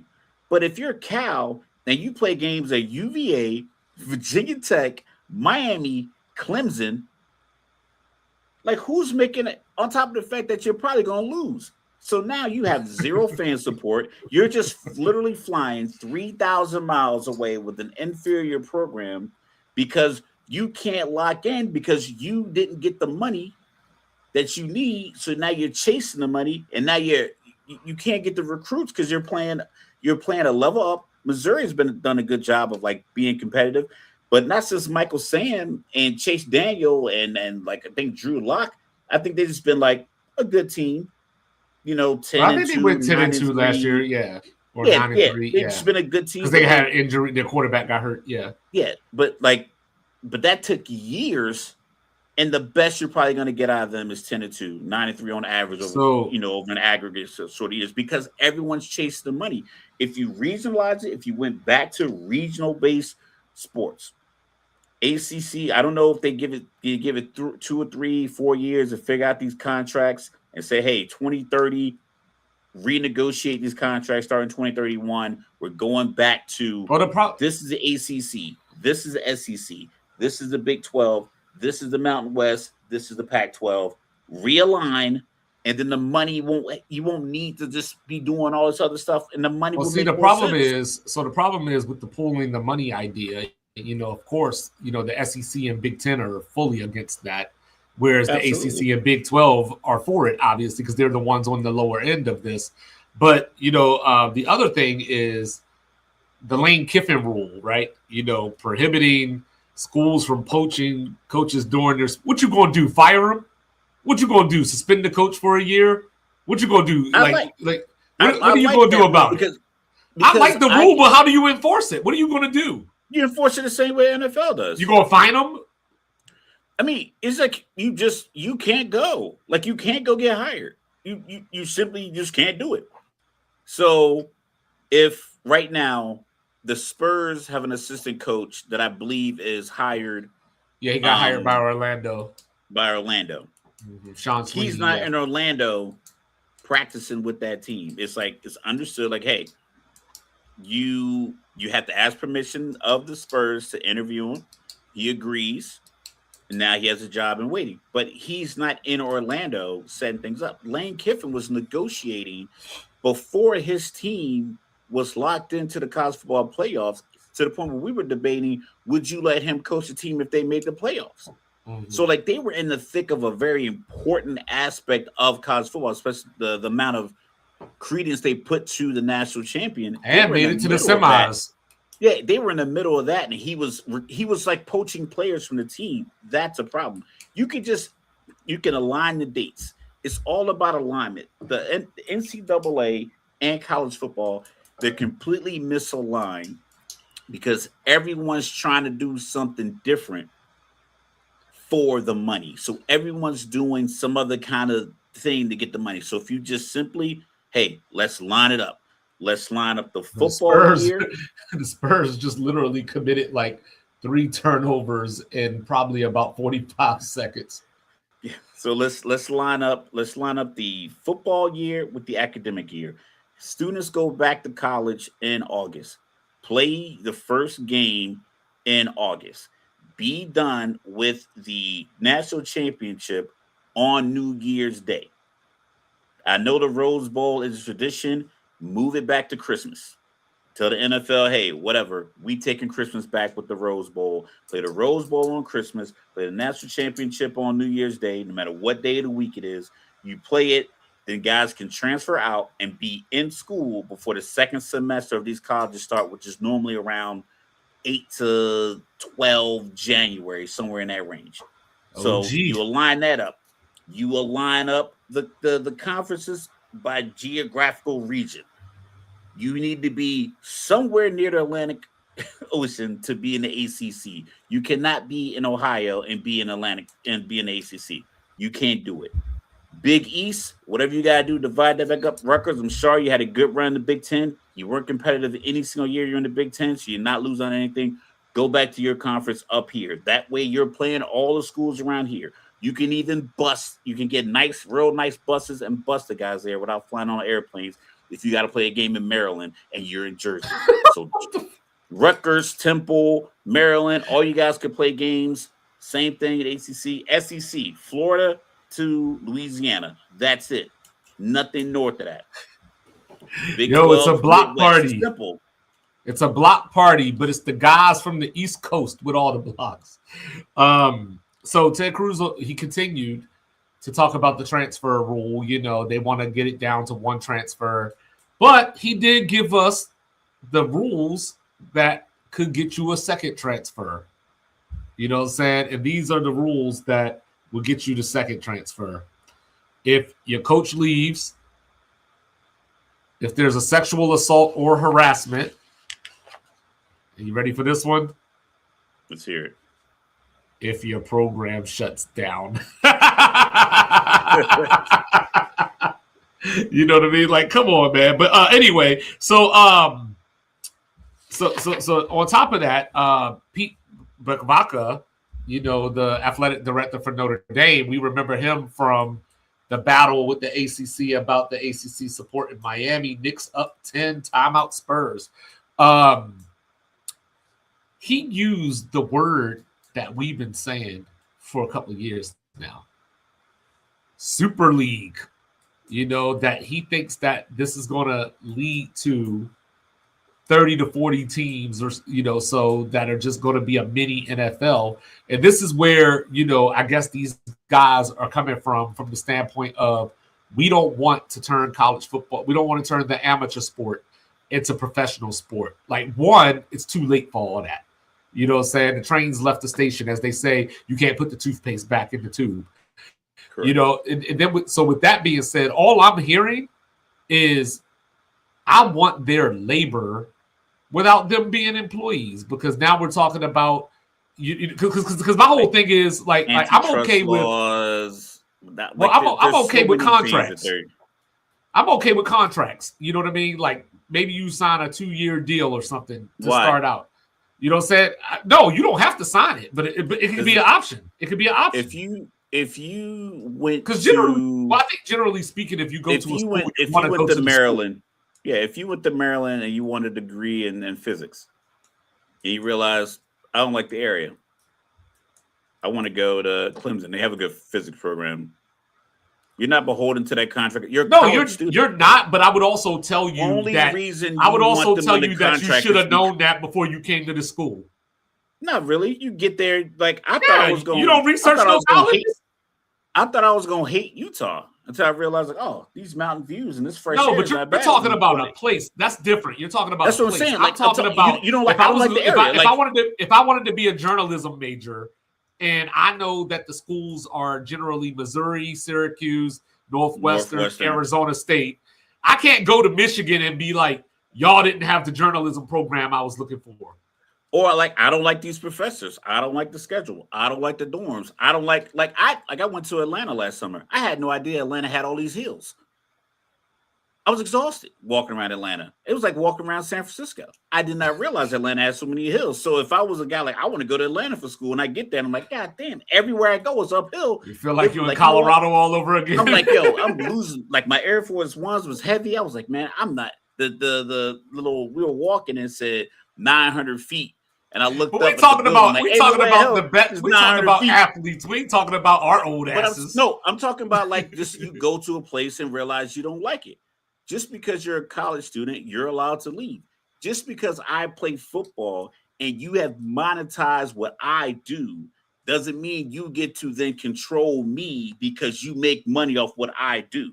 Correct. That's what I'm saying. And that's what I'm saying. That's where you're locking me into a contract that no other student here is obligated to uphold. The only reason you want me, now you're the proverbial sense of you want me as an athlete under contract is because you're profiting off of me, but you be damned if I get what I want monetarily out of it, but you want me to stay here out of some kind of obligation with no financial contract or even protections because I'm not an employee. You say, hey, it's like telling a barber, you can't go cut other people's hair because I want you to cut my hair. It's like, dog, I got to get paid from everyone. I'm like, yeah, but you cut my hair. I like how my hair looks. So I don't want you wasting your time cutting anybody else's hair. So I don't want you going anywhere else and doing the thing that I get you to do for me for free, or the thing that's profitable for my organization somewhere else to be profitable for them. So like, I'm not signing a contract because I'm not going to be beholden to that when that's not the standard for every student. Because I am a student. I get that. I get that. But what I'm saying is that's where the employee part would come in. Is that you that's start the part talking they about. Don't want to commit. No, I know. To my insurance. But that's where. But now, stay there for a second. My Medicaid. You have to make me either a 1040 easy employee or. But stay there. That gets into what we were talking about last week. That gets into what we were talking about last time we had this conversation. That's where you get into the whole boycott stuff. You know what I mean? Like, if you're not going to make us employees, if you're not going to give us benefits, we don't play. That's where you get into that side of it. These guys are there to play. It's not their fault that people who wear suits and ties and work at TV studios got greedy. It is not. My son is 17 years old. He is getting recruited to play college football. It is not his fault that he wants to play college football and he desires to play college football because this school decided to align themselves in this conference, and now they promise him money that they can't pay him. That's on that's on the adults. Everyone's trying to throw. And I still don't believe that part either. They got the damn money on the show. Yeah, on the rules, on all these rules on the shoulders of these players, regardless of age. It's like, it's not my job to make sure you So run are you a profitable athletic department. My job is to come here, be a student, Bridges? and then play basketball, play football, swim, play lacrosse, be on the chess team, be in the band, whatever it is that I came to do as an extracurricular activity to being a student at Michigan, Ohio State, Akron, Toledo, wherever the hell I'm going. That's my job. It's your job to figure out how to make sure that these programs that you have put in place are funded properly. So you need to go back to the drawing board. So if they feel like college football is getting away from what it used to be, then take some of the old stuff that worked, i.e., So what do you think about salary caps? All these things. It's not a salary if I'm not an employee, so you can't call it a salary cap. And once again, you can't tell me how much money I can make on my name, image, and likeness. Case in point, I used it before. Kim Kardashian could get $1 million for a post. If Coke called her and said, "Hey, we got this new cherry Coke, we're calling it Kardashian Coke," whatever the hell they want to do. You drink it, you take a sip of it, post it, and we'll give you $1 million. Yeah. You can't be like, "Oh," and then they call SGA and they go give SGA 250,000. You can't be like, "Oh, well, Kim Kardashian got $1 million, so if I'm only getting 250, you got to cap it at 250." Like, no. So if you're not going to make me an employee, you don't. It's not a salary. Figure out who's bringing in the money, vet those people, make sure the money is legal, make sure the money is available, because a lot of guys are promising money that they don't have, and vet the adults that are getting their sticky little fingers into this process, because that 4-star kid that went on a visit this last weekend who picked Miami over LSU has nothing to do with how the money gets to LSU or how the money gets to Miami. He just knows, I came here to play defensive tackle. I came here to play wide receiver. I came here to play quarterback. Which is the other part of that, because they damn sure found that money to get Lane Kiffin. You know what I'm saying? They found that. They're paying. They found the money to pay Brian Kelly's buyout. They found Jimbo Fisher's money. Cassell from the corner. Nope. Wemby with the tip in. So 70-61 Knicks with 6:45 left in the third. So like the conversation surrounding like, oh, we don't know where to find the money, or college basketball is not college football, college sports, we're only going to have this stuff.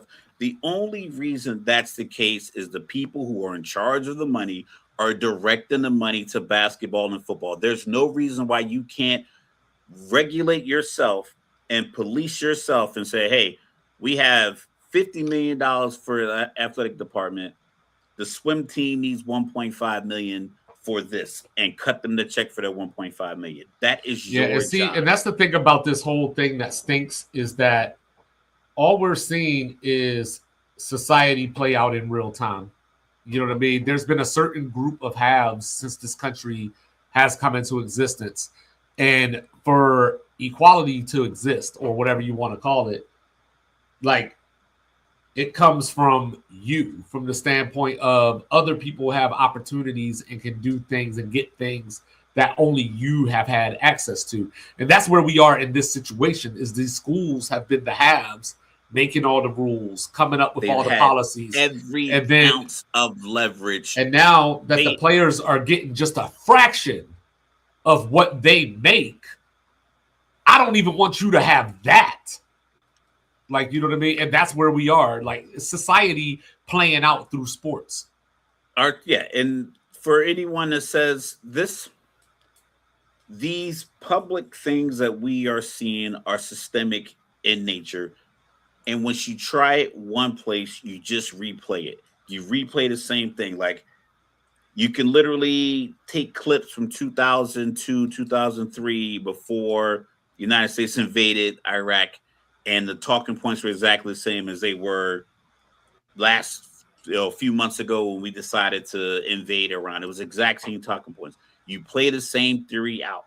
Like, it's just a system. The system, you apply it any other way. So now you tell people that they're going to lose all the other sports because football is taking all the money. Football players are not taking anything. They do not control the bank. They don't control the transfers. They don't control the checkbook. They don't control the negotiations. All they control is what they do on the field. Baseball, football, basketball, softball. No matter what they do, that's the only thing they can control. That's a cheap foul they just called on Cat, man. Let me see this again. That was cheap. Because he besides the fact that Castle is holding him and grabbing him, like that, Castle initiated all of that. You know what I'm saying? Like he initiated all of that. I mean, Cat did have him hooked, but that's because Castle put his arm in there. Cat didn't grab him. Yeah, but the Spurs are just out of sorts right now. 72-64, and now Keldon Johnson wants to talk. So hey, since we're watching the finals real quick, just a quick 2-2, 1-1-1, or 2-3-2. 2-2, 1-1-1. Say more. 2-3-2 gave home court advantage to the visitor. Okay, the lower to seed. To the worst seed. Okay. Because 3 for Castle. You get your opportunity to steal a game on the road, and then you get 3 opportunities at home to what the hell was that? I know that Brunson had to get fouled on that. Yeah, they're not gonna call anything. Oh, the alley-oop he missed it. I think that might be the first lob we've seen tonight. Mikal Bridges again with the turnaround. Bridges telling him to calm down. So the 2-3-2, 16 points. I told you that's the guy that's got to come through. Because I think the last time I remember, I know they changed it a while ago.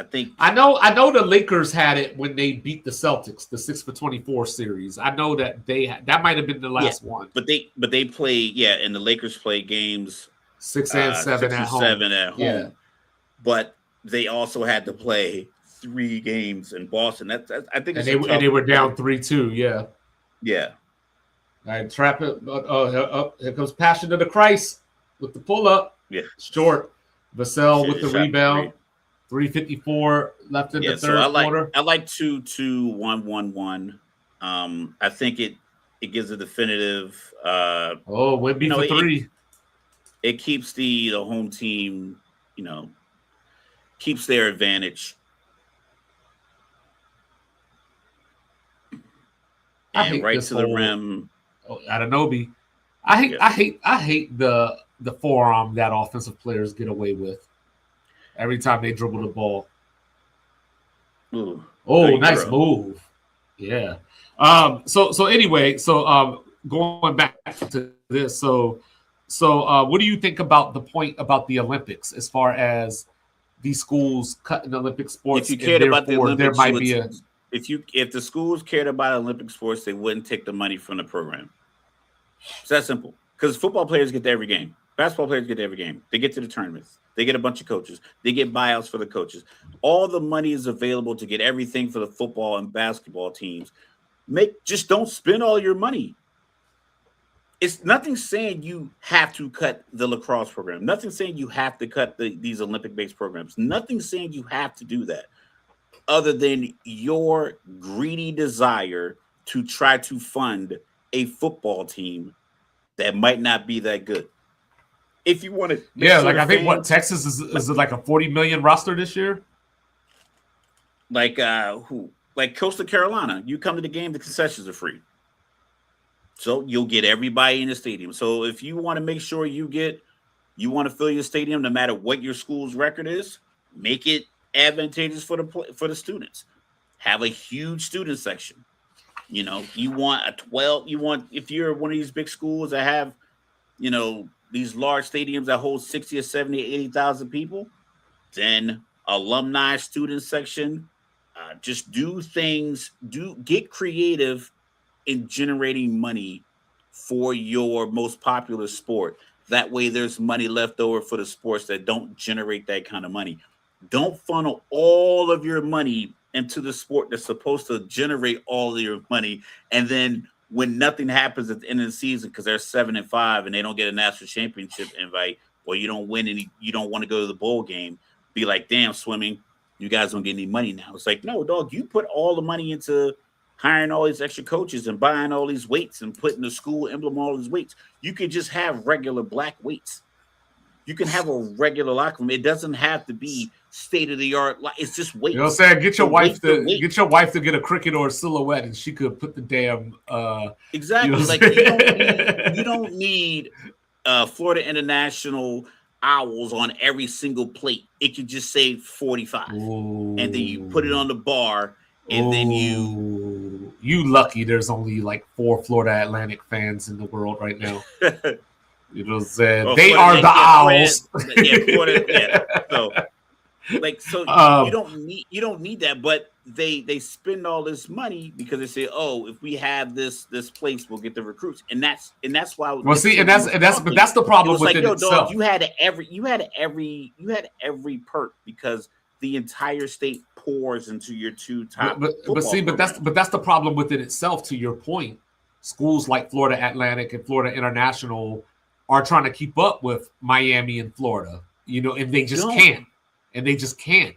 So that's why my argument has always been, and I hate to be that guy because you know how I feel. I love the G6 and everything, but they shouldn't be they shouldn't be playing the same level of football as these schools. Yo, half the people in my cul-de-sac got Teslas. I can't run out and get a Tesla just because they all got one. I'm rocking with my Kia. We doing good. Like so. That's the difference. That's my understanding of like, okay, I got other things I got to pay for. So I have 4 kids and a grandkid. I got a son that's going to college next year. Like I have other priorities. I have to do what I can do with my money. I can't be like, yo, because we live in the same area. I gotta have the same stuff. Like, no, you need a good weight room that's healthy and safe. You need a good strength and conditioning coach. That's what you need. You don't need to have Spurs getting on the floor. Okay. The state of art, room and everything else that rivals Oregon because Oregon has a billionaire donor. That's why they have more stuff. I don't know. It's just so if there's enough support, to push it forward, then the Senate needs 60 votes to pass it. There's 53 Republicans in the Senate right now, but 2 Democrats did co-author this bill. So theoretically, you have at least 55 votes as it is. And then, of course, if it goes past there, the Republicans have the House, as well. So, we'll see how that plays out. Because so much of it is illegal because they're not going to. You can't impose like I don't know constitutional law like I just know enough about it in the sense that there's not much of a precedent, but I know there's a lot of antitrust laws, a lot of labor laws. It's a lot of stipulations that you have to get through in order for you to set salary caps and things of that nature. So it's like that's why the vote shouldn't go through because most of this documentation is illegal. Like I'm gonna pull up some of my notes. Hold on, let me pull my notes up real quick. Okay, and then while you say that real quick, so yeah, this is where we are. For one, my argument has been Congress has no business in this. Like if the NCAA can't run their house, then find another governing body. Congress can't run their house. That too, but but to your point, out of Congress right now, if you go to DC right now, is people on your route to work that are sleeping in tents on sidewalks, and you trying to tell me you're gonna regulate what happens on a football team in Lubbock, Texas? Cut it out. But to your point, you need to figure out what's going on in the little area you live in with the damn all the other shit that's going on down the street from where you work every day. It's a lot more stuff going on. But to your point, they're trying to get this onto the floor. You ready? They're trying to get this onto the floor before the month-long recess in August. So they take a month-long break. Yes. Getting paid to Yes. do nothing. All the Yes. contracts that they paid for, all the waste management contracts they have, all the cleaning contracts for all the people that clean all the buildings, all the weapons contracts that these guys help lobby and negotiate and mediate. Bridges. But so yeah, but like I said, just a couple of things that I think you could probably sue. The transfer freedom, it allows you to transfer once without penalty, again 1 year to sit out. If you're gonna say I'm an employee, or you're gonna try to, instill some kind of salary cap, then you not letting me work is a violation of that. So I'm gonna sue you for Right. that if you try to make me sit out and not get paid. 5 years of eligibility, I'm not opposed to that. I think 5 is enough, because, like Nick Saban That said, gives you a red shirt. He said it was 50 guys in the NFL draft that were 25 years old. So I'm on board with the 5 years of eligibility. Okay. And that clock, it said the clock starts at your 19th birthday, high school graduation, or full-time enrollment, whatever comes first. So I'd say upon arrival to school. Yeah. Upon arrival to school, that's when you as soon as you get to school, even if you redshirt, like, you have 5 years. So from 19 to 24, you got to figure out if college football is going to be the life for you or not. So I do like some of the things. Like I said, the coaching ban, I think that's something that the NCAA should be able to work on. I think everything that's listed here, the NCAA should be able to work on their own. The reason that they want to go to Congress and get it put in this way as a law is so local judges and local lawyers don't look at it and really break it down for what it's worth and say, this is illegal. Or I grant.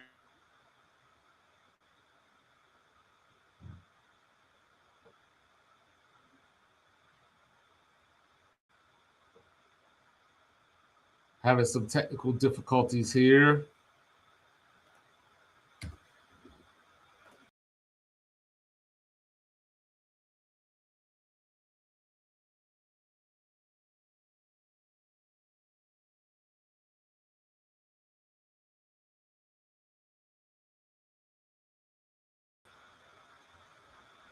All right, having some technical difficulties here, it looks like. But at the end of the third quarter, Knicks 84, Spurs 75. That youth is coming out again. San Antonio just can't get any rhythm at all. They're not moving the ball. They're just straight up getting locked down by the Knicks, because they're not getting Wemby involved intentionally. Wemby is getting the ball at different points of a possession and then just making a decision on whether he's going to try to score or not.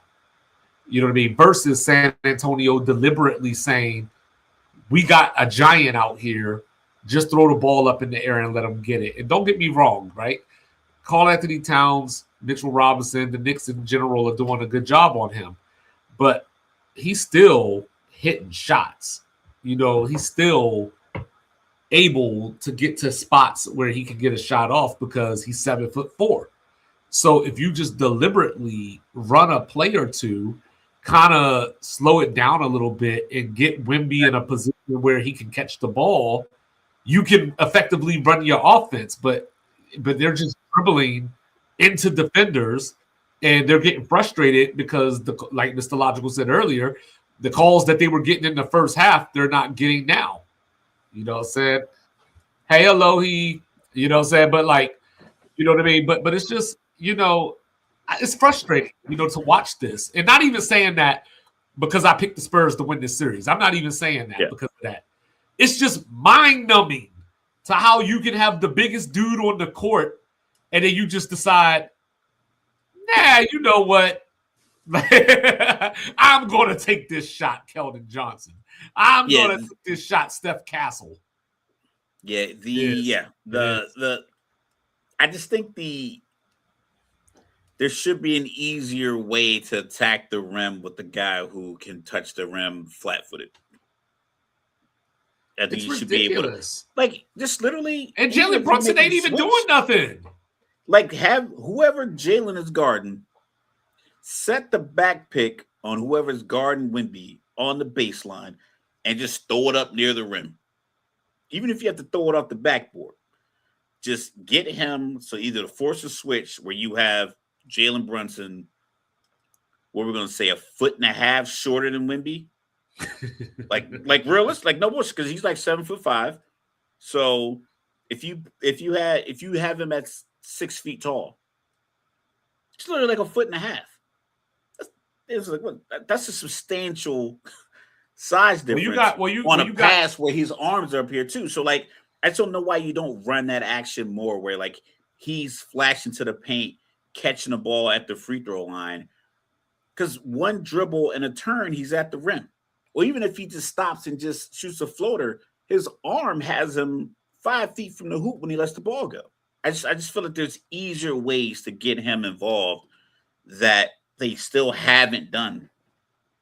Well, you got Josh Hart, with fouls again. Jalen Brunson is a combined in these 2 games, Mr. Logical. Yeah. He is a combined, hold on, doing math. He is a combined 16 of 47. And you're about to be down 2-0. Hey, man, when you know your role, you play it well. Oh,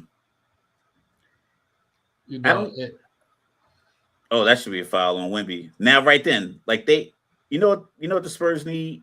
A traditional point guard. No, what the Spurs need is a center so Wemby can slide over to the 4. That's what they need.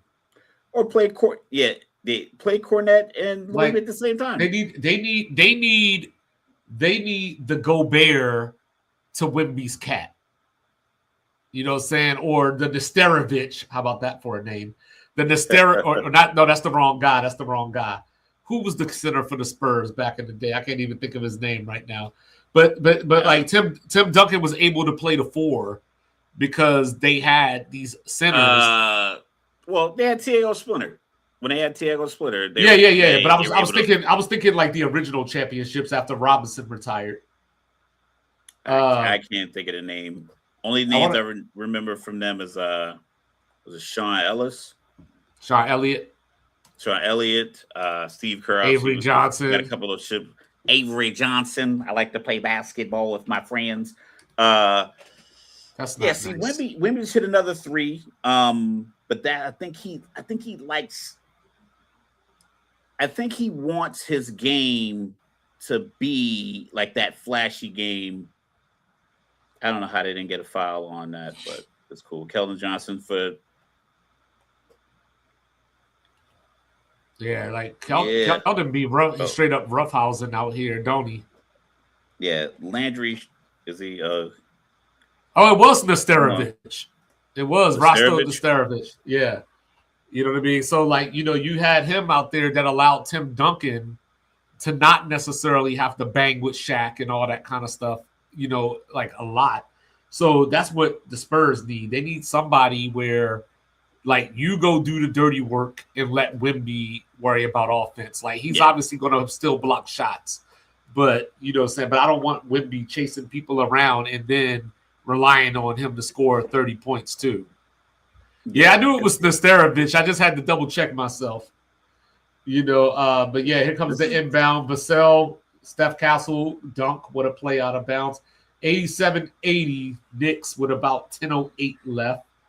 Josh Hart bringing the ball up the court. And Castle, look at that, hugging Brunson all the way up the court. Yeah. That's so sweet. Right in front of the ref. That's so sweet. He's a lover, not a fighter. That's a reach. That was probably a goaltend on Wemby, but okay. Jalen Brunson with the steal, 1-on-1 against Wemby. Take it back out. All right, Josh Hart at the top of the key. Cat to Brunson on the perimeter, guarded by De'Aaron Fox. Brunson. Yeah, he's gonna get him. Oh, they hit each other. Oh yeah, here we go. Get in his face. Yeah. Wildcat versus Wildcat. What's good? It's gonna be funny is when Tony Brothers gives Brunson the tech and nobody else.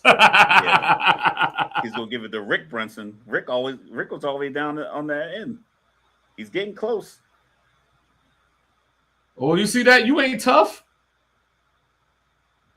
You know what I'm saying? Rick about to throw down. Don't mess with his son. Yeah. Your Kendrick Lamar looking ass. Yeah, that's why I had to start learning to shut up in the stands. Son get pissed off at me. I'm like, all right, you ain't tough.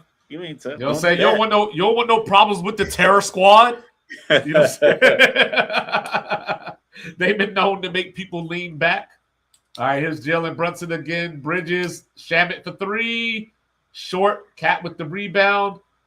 Bridges to Brunson for 3. Short, Vassell with the rebound. Spurs coming down the court. Harper across the timeline, going all the way to the basket. Layup, 87-82. Wemby is literally sealing, like, moving screen. I don't know. There's, like, I get it. It's NBA Finals, so you gotta let them play. But some of this look at this. Harper and Brunson hugging right now, he's too. Holding them. He's just like literally holding them. There you go. You know what I'm saying? That's the Sports Reports Resort staple. Yeah. You know, Wemby, there's a lob. Oh, he missed it again. He missed another lob. Then he flopped. All right, so here's Shamet again. Brunson, center court, right on the trophy, guarded by Castle. Wemby pushing Cat for no reason. You know what I'm saying? Shamet for 3 from the corner. 3 it is. 90-82, timeout Spurs, 8:18 left. He was pushing the hell out of Cat. I know. I think I'm lined up with you right now. He was pushing. Because, Chris, he is worn out. Because, like I was saying earlier, you know, he was on a minutes restriction this season. Where for the majority of the season, he was only playing 25 minutes a game. And, you know what I mean? This is the first time in the playoffs. You know what I mean? Then you got the mental part of the game, too, where a guy like Shamet is hitting that open shot like that. You get frustrated. You huff and puff. You know what I mean? Like, and then you try to do too much. And that's, I'm predicting an offensive foul out of this timeout. I think it's going to be somebody who's going to try to press too hard to get the hard screen or like just going to push off, and then the Knicks Chris fans Rock going to get loud again. Yeah, and then so yeah. But that's the thing. But it's still the same thing. They're not running plays for Wemby. They're not saying, and I'm not even saying. I mean, obviously, you don't expect Wemby to post up consistently or anything like that, right? But he is 7'4". Just go down the middle of the court, and I'm gonna just throw the ball up. Just get it. Just catch it at the free throw line. Or he could do that thing. Remember against Oklahoma City, he was literally missing shots on purpose just to get the rebound and put it back. You know, but that's the thing. All you got to do, let's say, all you got to do is like semantics. But it's like, just if he catches the ball at the free throw line, then the help defense is still irrelevant because where he can hold the ball, so you can't blitz him from there. And then if he turns and you do send a double team, he can see over every single double team. Even Chet at 7'1", Embiid at 7 feet tall. Like, he can still see over every double team, no matter which direction it's coming from. So he'll never have to duck down to protect the ball. He could just hold it up. And then you get the guy either standing in the corner, Champagne wide open, or a guy just cutting to the hoop. It's like, I think they make it complicated because they're just not getting easy shots because the Knicks, even though they're not shooting threes, they're wide open because of the overcommitment to get the ball out of three, shooting them. Yeah, right. And whereas like Josh Spurs, Hart isn't putting up threes. Like the Spurs just aren't getting easy buckets. They're not creating easy looks for themselves, which is going to be tough, and it's going to be tough to win basketball games like that. But yeah, I'm here for it. Like I said. If Mondani if he's listening to the show, dog, go ahead and draft it up right now. Get with the commissioner. I know you can't just regulate and lock down the city. Well, that's the other part. But that's the other part, Chris. That's the other part of it, Chris. So a lot of times when we're evaluating basketball, we put everything at the star player's feet. And we should, right? Because they are the star player. But it doesn't help that Vassell's not knocking down shots. It doesn't help that Keldon Johnson's not knocking down shots. So Wemby doesn't have the space that he needs because the rest of the team isn't necessarily there with him. So like it's easy, like we're saying, like get Wemby the ball if that's what they should be doing. Yep, and that's just what I was talking about. But you know, but like it's hard for that's what happened to SGA to a lesser degree, where you know without J-Dub, Chet wasn't doing anything. SGA had to find space to get off shots, and he was being doubled. And nobody else besides McCain until Game 7 when Cason Wallace went off, nobody else was really hitting shots in a consistent way. So with the Spurs right now, you know, these guys like Vassell, Champagnie, you know, De'Aaron Fox, who had a good first half, but they've been quiet in the second half. So the Knicks don't have to necessarily help off of Wemby. You know what I mean? To get Wemby a one-on-one situation because the other guys aren't hitting shots. Got 2 more free throws for San Antonio. So like, and it's still like, I don't want to invoke. And he pushed off. I don't want to invoke his name, but it's the LeBron thing, right? Like Wemby's got 22. He's 8 of 14 from the floor. It's still not enough shots, but he's not playing bad. You know what I mean? It's just that everybody else isn't at their best. So it's, you know, I think when other guys are knocking down shots, it creates space. You know, right. Like as they got the camera on Ginobili. Ginobili was a guy that was like, I'm a gamer. I'm here, tough. If it's my turn to take my guy off the dribble, I'll do it. But yeah, like I said, I think their lack of a desire to play a 4 along with Wemby is the part that's like killing me. It's and guys like De'Aaron Fox who are super quick, but they also look to score so much. See, this is where, and I know he's old now, but this is where they had a guy like Chris Paul recently. Hold on, let me see. He's got Wemby's hand. But they're all on the ball. Well, Wemby was on the ball. Josh Hart was on Wemby. Anunoby was on the ball too. Yeah, Anunoby was on the ball. But you know, but when you're that big, they shouldn't be giving him those bailout calls. Like, yo, you should be able to get that rebound. Like, this is an NBA Finals. Like, he didn't grab his elbow. Like, they're all going up for the ball. Like, it's. I mean, I don't know. I just think it has to have all I'm saying is, if the Spurs win this game, don't be surprised if you see Scott Foster on Monday. Jalen Brunson, there you go. Jalen Brunson to the cup. 92-83 Knicks, 7:25 to go. Harper's in the game. Fox is not. So let's see what happens this time around. You know, Wemby at the top of the key hits Vassell. Perimeter, there's the screen. Vassell gets fouled. So, like, and this is what I'm saying. Like, why are you, like, when Wemby sets that screen and he shades off, get that ball over there.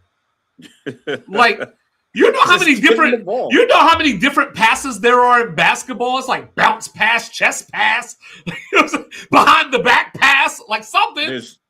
There's no bad pass to a guy that's 7'5".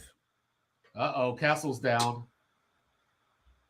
He's limping up the court because he was trying to create Anunoby. No, Castle misses the rebound. McBride, bang, 95-83. And this is what I'm talking about, Chris. Like, Wemby can't do it all. Like, I know that he's 7'4", but you know, Castle had the ball in his hands for that rebound right there and couldn't wrap the ball up.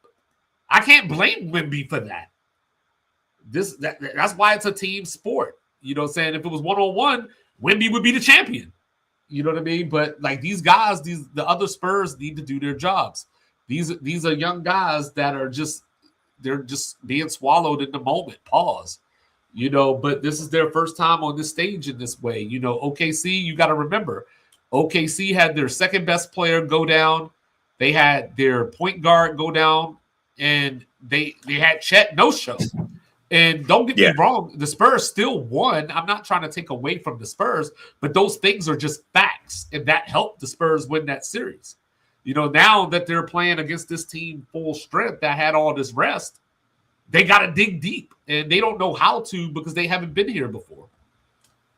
And they play a very, I don't know. I think was a rotation like 8 guys.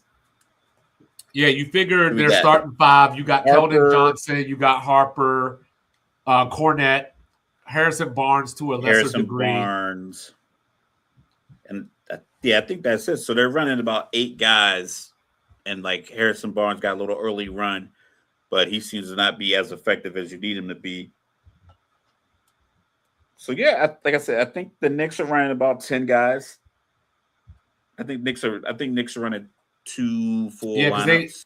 because they got McBride, Robinson, Shamet, Shannon. Yeah. You know what I'm saying? So yeah, I don't think I've seen Jordan Clarkson very much tonight. not tonight. You know what I'm saying? Yeah. Because with the foul trouble of Josh Hart, they just been kind of relying on Bridges. You know what would be Bridges scoring is kind of making up for the absence of Josh Hart because these very ticky-tack foul calls. You know what would be so Nick though? Like just going off of the past, it would be so Nick for them. Yeah, they lose both games at the Garden. Yeah, that would be so Nick. That would work, but like I think the reason Indiana got him last year because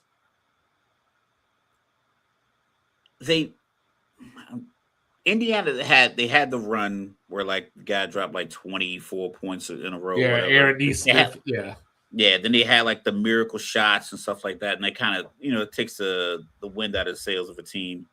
But I don't think guys were playing as fluidly last year as they are this year.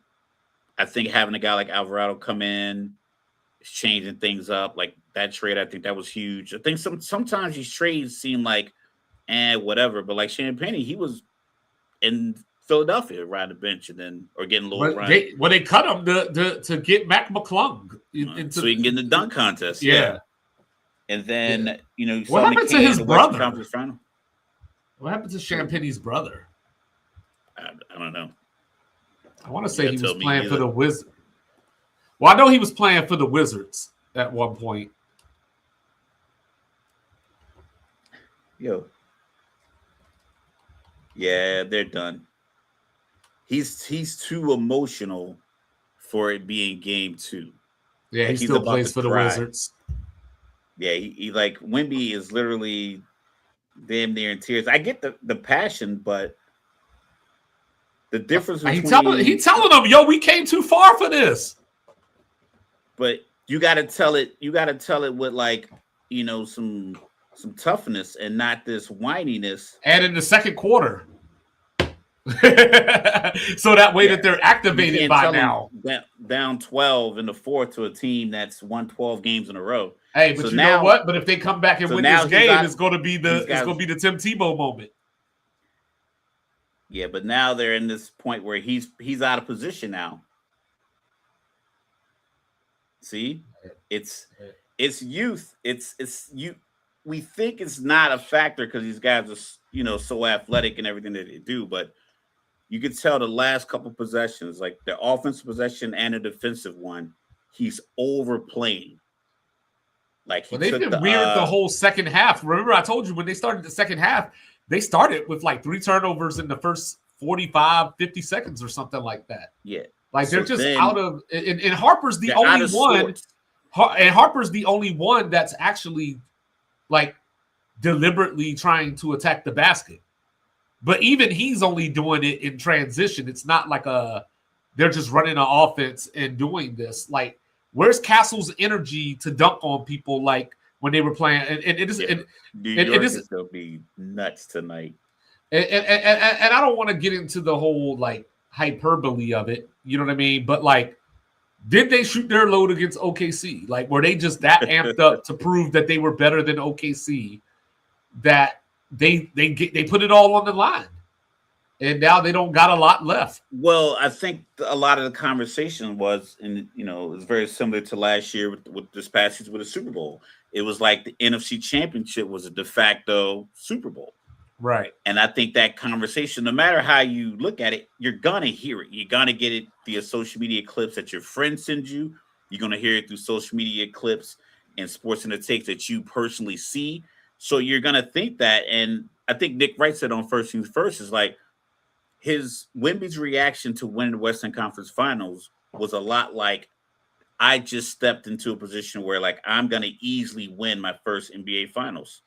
Yeah, well, that's what I told you. When they, I didn't say those words, but when we were talking about it, I was like, "Yo, like they just broke out the confetti, and like you would have think that they won the championship the way that he was acting.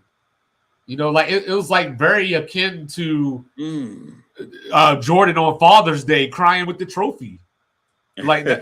That's how he looked, in that Game 7. De'Aaron Fox knocks one down. Knicks up 9. Timeout, Knicks. Right. Yeah, so you're a little ahead of me now again. Yeah. Said I just saw the shot. But Kendrick Lamar from 3, but like I don't know, man. Like I mean, this game obviously isn't over because when you do have somebody like Wemby, who can score, I don't want to say at will, but you know what I mean. Yeah.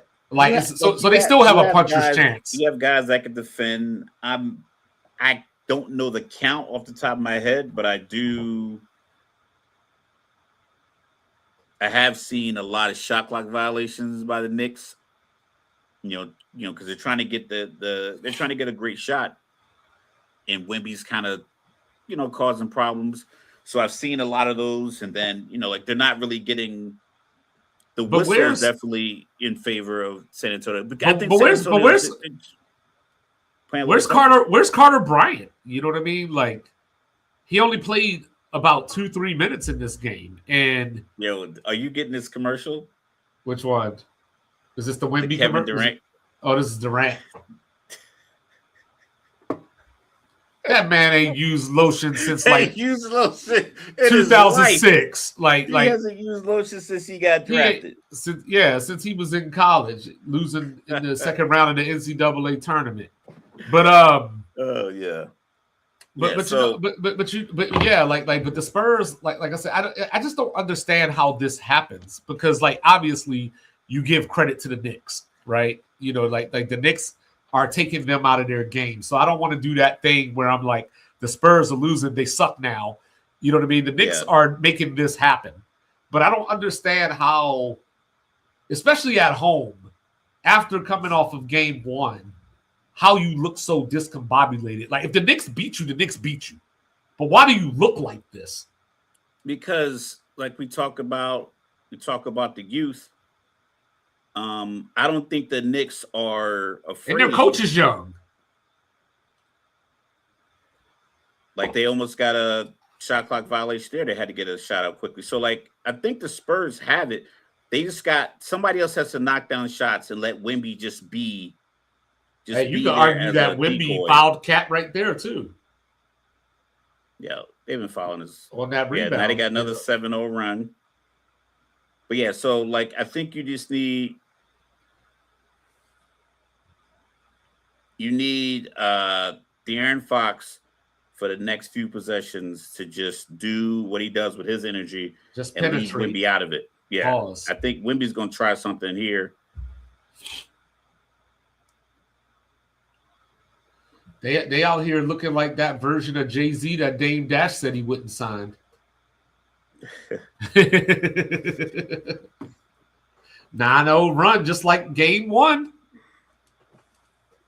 Yeah, it's tough. I mean, like you can't keep a good man down. Hey, I wasn't even trying to. I wasn't even trying to pod this long, but I guess we might as well finish out the game. That's what I was thinking. Like, I guess we're gonna finish out this game. But yeah, I don't know. I think Wemby needs a rest, but you can't. You can't. Because you can't go down 0-2. It's a lot. They talk about when you have to claw back from these leads. So I think the Knicks were up like about 15 or 14 or 15. I mean, he's getting a rest right now, technically. Man, that shouldn't like he probably just sat down. Maybe he got a Gatorade, the towel. At this point, I don't even know if I could sit down. Like at this commercial's point, going to end, and then it's going to be back to the broadcast. So we're looking at. I don't even know if I could 90 sit to right now. Like I don't want to sit because I don't want to because like we're older now, obviously, Yeah. but like I went out on the basketball court one day and I played about 4 or 5 games. My shot was falling, everything. The moment I sat down, it was all over in the blink of an eye. I came back on that court and I looked like I got shot. You know what I'm saying? Like when I was supposed to be resting. Like, but yeah, let's see what we got here. That was a weird face that Wemby just made. And Brunson's 5 of 19. Oh, Cat. Oh, they tried to flop. Oh, Vassell. It's a 2-point game. And I didn't make that up. Jalen Brunson is 5 of 19. Yeah, and Wemby just got another block. Look at that. See what happens when they hit a shot or two? When somebody else, see that, Chris? When somebody besides Wemby hits a shot or two, what happens? Make that 5 of 20 for Brunson. Oh, yeah, now you're a little ahead of me. Oh, no. No, I think you're ahead. Yeah. Oh, Bridges. Oh, Brunson. 5 for 21. All right, see, Harper's up the court already. Nobody's there. Now he's going at Brunson. There it is. Tied game. Tied game. Oh, now he's laughing with his tongue out now, huh? Tied game. 14-0 run. There we go. Crazy. 2:50 to go. See, you were just writing their obituary. You know what I'm saying? Yeah. Oh, that's a foul. Here comes Passion of the Christ. Anunoby, nope. Shot clock. Was that shot clock violation? What they call? Or he must have stepped out of bounds. Hey, the Spurs got a chance to take the lead here. Alo Hilani, where are you? Hey, Mike Brown better chill for he get a tech up in here. This ain't the moment to get it. I think he's calling for a challenge. What was the call? I think they called out of bounds or something on Anunoby. I don't know. That might That's have been a foul. clean. That might have been That's clean. a foul. That might have been clean. That was not clean. I gotta see it again. That might have been clean. Nah. That might have been clean. But that goes back to what I was talking about earlier, right? Sometimes on the shot, you can hit the ball and hit the hand and they won't call nothing. And then sometimes they do. Yeah. That's like I wouldn't call a foul right there. I wouldn't call a foul right there. He hit the hand from the side. But they just called it on Josh Hart for the rebound. I know, but this is the problem. With like just looking at this game as a whole, like from whistle to now, like the stuff that they've been letting the teams get away with, you can't call that foul. Dylan Harper has shot like 6 free throws this quarter because every single time. Because Dylan Harper is a man. So they about to get 3 free throws for the Knicks. Knicks could go back up 3. I need to get me a Dylan Harper jersey, man, just off the strip. Yeah, he clearly hit him. So it's like we'll see. But yeah, this is a hell of a. Yeah, look, watch. He doesn't get the ball at all. It looked like they gave it to him. Yeah. Tony Brothers look like a damn pit bull.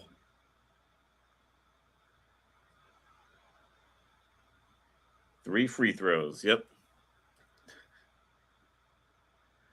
Yeah. Anunoby, saying out of the University of Indiana, NBA champion, Anunoby. Yeah, this has been. I can't believe they went on a 14-0 run, but like I said, this is what they did in Game 1. This is what they did in Game 1. They went on that 9-0 run, and then Wemby started dribbling off his feet. They blitzed Jalen Brunson. They're blitzing anyone who's getting the ball because they're this man doing, like, bro.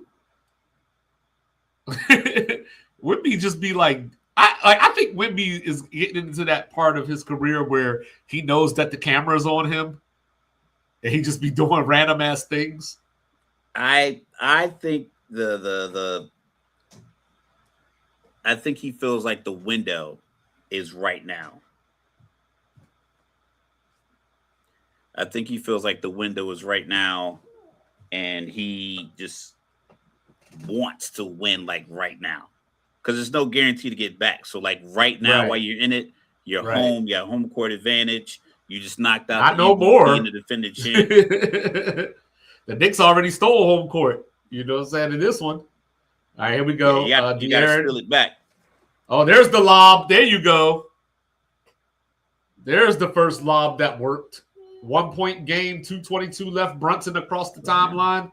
And just to let you know, I'm going to say across the timeline for the rest of this series. You know, De'Aaron Fox with the defense. Mikal Bridges takes over at the trophy, getting the ball way too far out. Vassell, here comes Anunoby. All right, Bridges still dribbling. 2 seconds left on the shot clock. Anunoby misses the layup. Out of bounds, Nick Ball. 1:58 left. 1 point lead for the Knicks. Ooh, 1 point. Bridges got that ball way too high. Yeah. You know what I'm saying? Like that, you don't want Bridges dribbling from all the way out there. It looks like Castle's about to come in. Castle hurt his knee. Oh, no, he hurt. Oh, he's walking back. Never mind. He's walking back. All right, here we go. So Brunson on the inbound. Bridges. Oh, right back to Brunson. Layup. 6 of 22 for Jalen Brunson. All right, 3 point game. De'Aaron Fox. Just take it all the way. What are you doing? See what I'm saying? Like, just do something. All right, Vassell, get it to Wemby. Yeah. Oh, here comes the three. Oh, air ball. That might have just lost the game right there. All right, here comes Brunson. Going to the bucket. He misses. Probably a foul. All right, here comes Harper. All the way to the basket. Oh, what a block by Cat. Oh, they called a goaltend, what they call. Yo, see, this is what I'm talking about. They can't call that. They can't call that.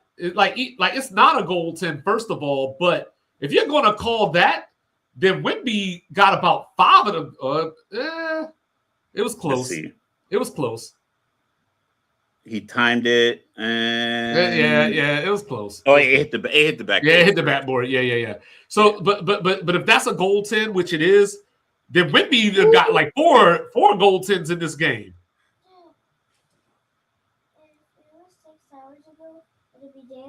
All right, so here we go. Like daylight. 102, 101, 124 left. You know, said we going to see this through. Also, the Knicks challenging.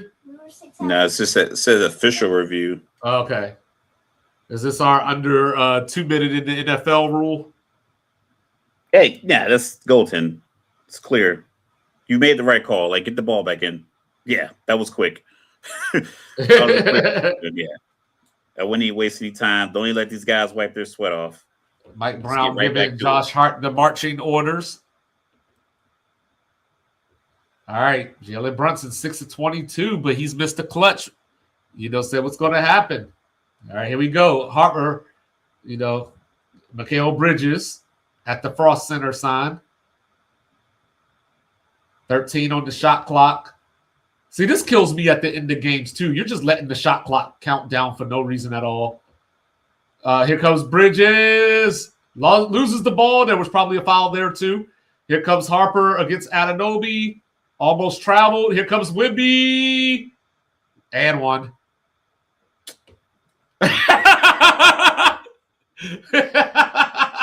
Mr. Logical might That's be calm. not a foul. Oh, my God. Mr. Logical might be calm, but he is not collected right now. That is not a foul.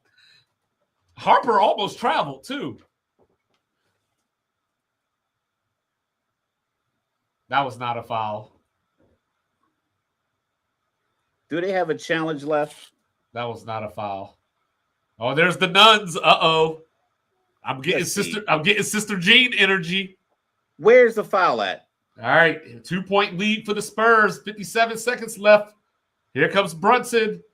Harper pressing up on him. Reaching. Stop reaching, young man. Stop reaching. Brunson spins across the timeline. Champagny meets him at the 3 point line. Brunson back out. Crossover.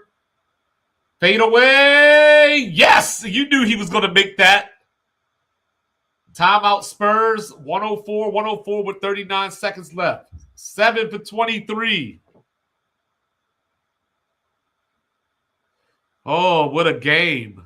You know what I'm saying? This is Wemby just needed to wake up, I guess. You know, but it took for De'Aaron Fox to be aggressive, Harper to drive to the basket, you know, for Wemby to get this action that he's getting now. 7 of 24 make that. This is crazy. The Knicks. See, nobody has epic playoff meltdowns the way that the Knicks do. Like if they lose this game, that'll be tough. But like I said, shout out to the NBA because I'm. This is probably the first time I can recall you and I having this long of an episode surrounding basketball. Yeah, like usually this is like an NFL draft. Yeah, like we'll be doing like we still will be talking about Myles Garrett, or we'll be talking about somebody's contract. But yeah, this is a different time, and like I like it. I hope it doesn't go to overtime because like we're already at 2 hours and 35 minutes. And hey, just for y'all keeping track at home, Jalen Brunson is now in game 1 and game 2 a combined 19 of 55. And the Knicks could still go up 2-0. All right, we're back. You know, so let's get it going here. Dylan Harper on the inbound. I don't like the point guard inbounding either. All right, so Wemby with Mitchell Robinson on him. Shake, pull up. Why'd he shoot that? Get to the basket. Anunoby with the rebound, timeout Knicks.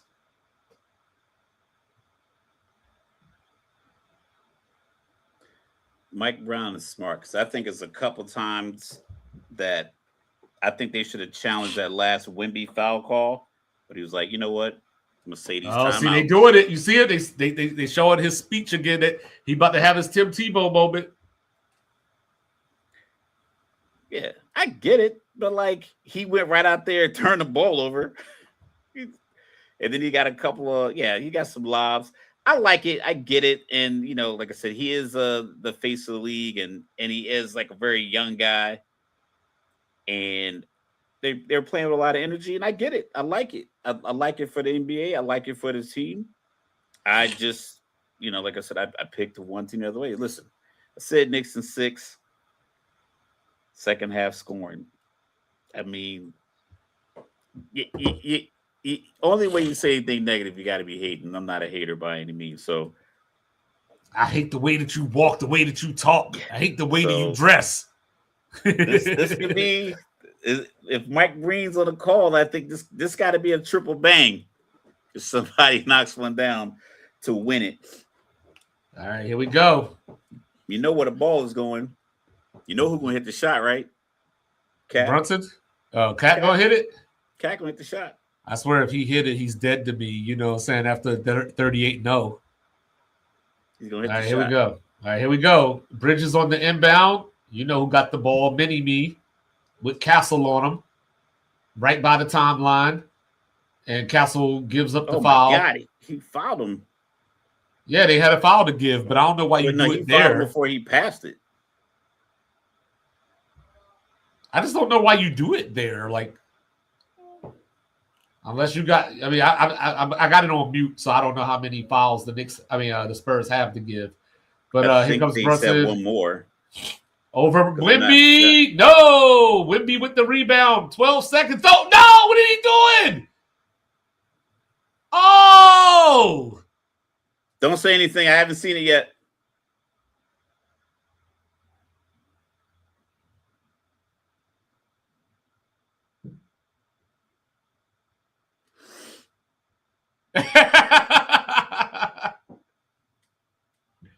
So you know what I'm about to say, right?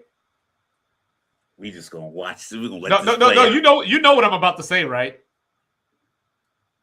If you're Wemby, why are you passing the ball right there? To get the ball, I like it. Get it up court. Get it up the court quick. Oh, bro! If they lose this game off of that, oh. Heartbreak City.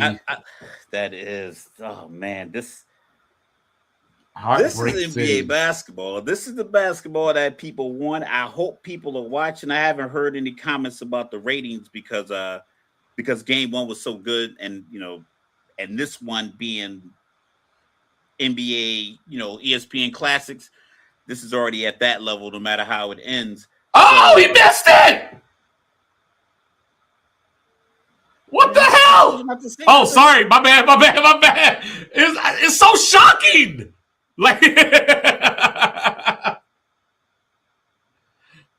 I'm just shocked.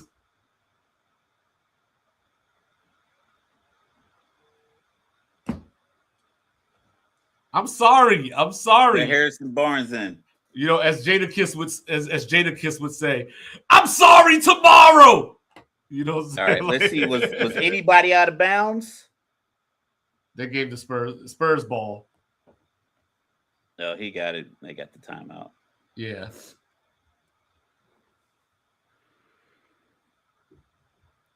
Kawhi OG almost had it too. Yep, OG almost had it too. Oh, I'm sorry tomorrow. 7.5 seconds left. Cornette kicked the ball. 7.5 seconds left. Spurs, no, that was their last time out. Knicks got one left. And I'm gonna put my hands over my mouth, and I'm not gonna make any sounds. Gonna look at you. I'm not gonna make any sounds or anything. Your eyes would do something. No, I'm gonna be looking at my TV is to the right of me, so I'm not looking. Yeah, but I could.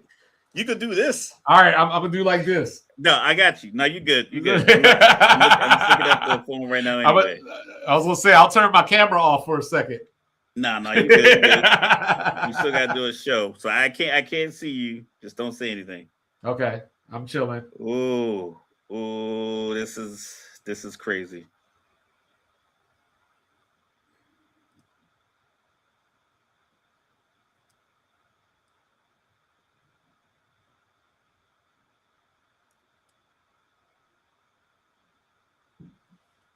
That's not the play you want, is it?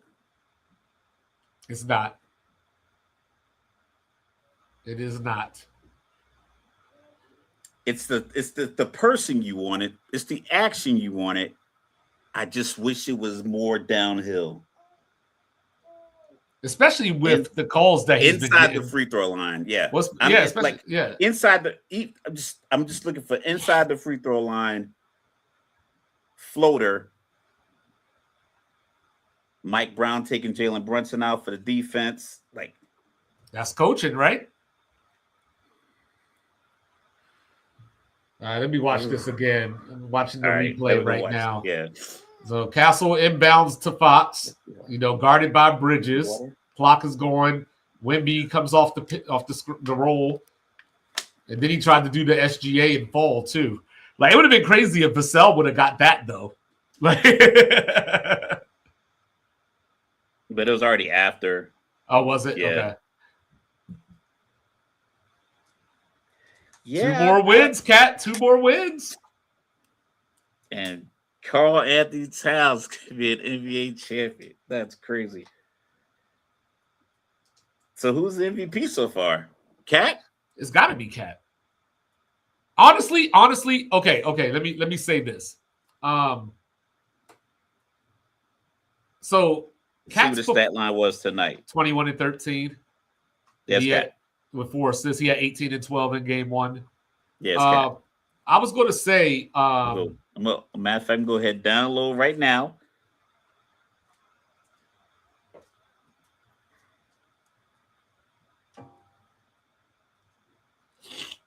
I'm gonna download one of these apps.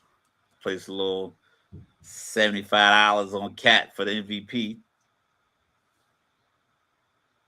Because I'm pretty sure it has to still be Wemby and or Jalen Brunson have that better odds than him as of this moment right now. Yeah, with Cat's defense, it has to be him, but they don't win this game tonight without the person that I pointed out at the beginning of the show. Oh, Mikal Bridges? Yeah.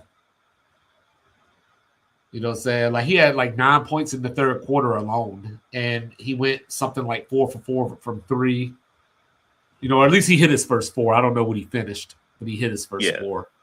Let me see. Let me look at it real quick. Yeah, he went he finished 4 for 6, but 8 of 13 overall. Bro, Jalen Brunson is literally 19 of 56 in these 2 games. And they won both of them. He's going to go for 41 game 3.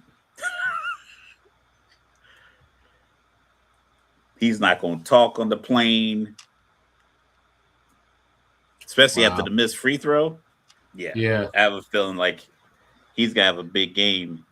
Yeah, that would have been so crazy, too, if Wemby would have actually got that. And then off of the Brunson miss, that would have been, The off the turnover, the missed free throw, the jumper. Like I said, you still don't like the play call. I mean, I didn't like Wemby making that pass to Castle. Like I didn't like it. Like I don't dislike it. I like get the ball up quick. Ain't that some shit? The first time the Knicks have ever led 2-0 in the NBA Finals. Well, they've only been there 3 times, right? I don't know. I know they won in 72. They went before that once, I think. Like they had the Rockets, Spurs. Yeah, maybe.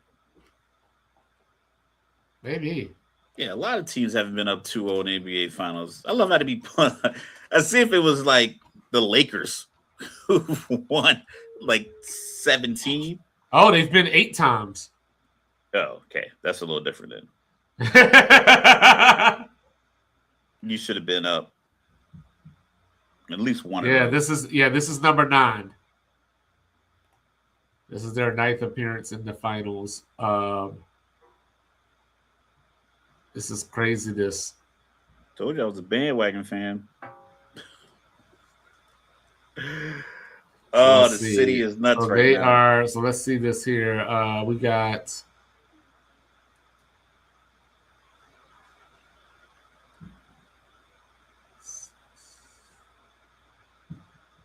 Is that right? What's that? Oh, so they're 2-6 all time in the finals. They won in 70 and 73. And, and of course, like, shocking enough, they beat the Lakers both times. With Willis Reed as the final MVP both times. But yeah, so ladies and gentlemen, thank you for joining us for a great game 2, a great time. Thanks for your support. We love y'all. We will be back on Tuesday. We'll have game 3 in the books at that point, and we'll see if the Knicks will be popping some champagne or if the buttholes get a little tighter. You know what I'm saying? That lemon pepper booty, as Bomani Jones would say. You know what I'm saying? But he is the world famous, world renowned, cool, calm, and collected, born in Texas, raised in VA, and it's Norfolk. You know what I'm saying? Representing New Jerusalem all the way from Jersey City to the shore. He is Mr. Logical. Don't bring feelings to a fact fight. Don't do it. And down here in the Alamo, 'twas the night before Christmas. And all through the town, there was not a sound, not even a mouse. Going left so much you thought I was southpaw. I go by the name of 2-5. See y'all. Enjoy your weekend. Get ready for Monday night because Monday night's going to be a banger. We're headed to New York City. I might go to the city. Yeah, right. This is where dreams are made of. You know what I'm saying? Even Hove came outside. You know what I'm saying? Sports Reports is ordered. Out. Hey.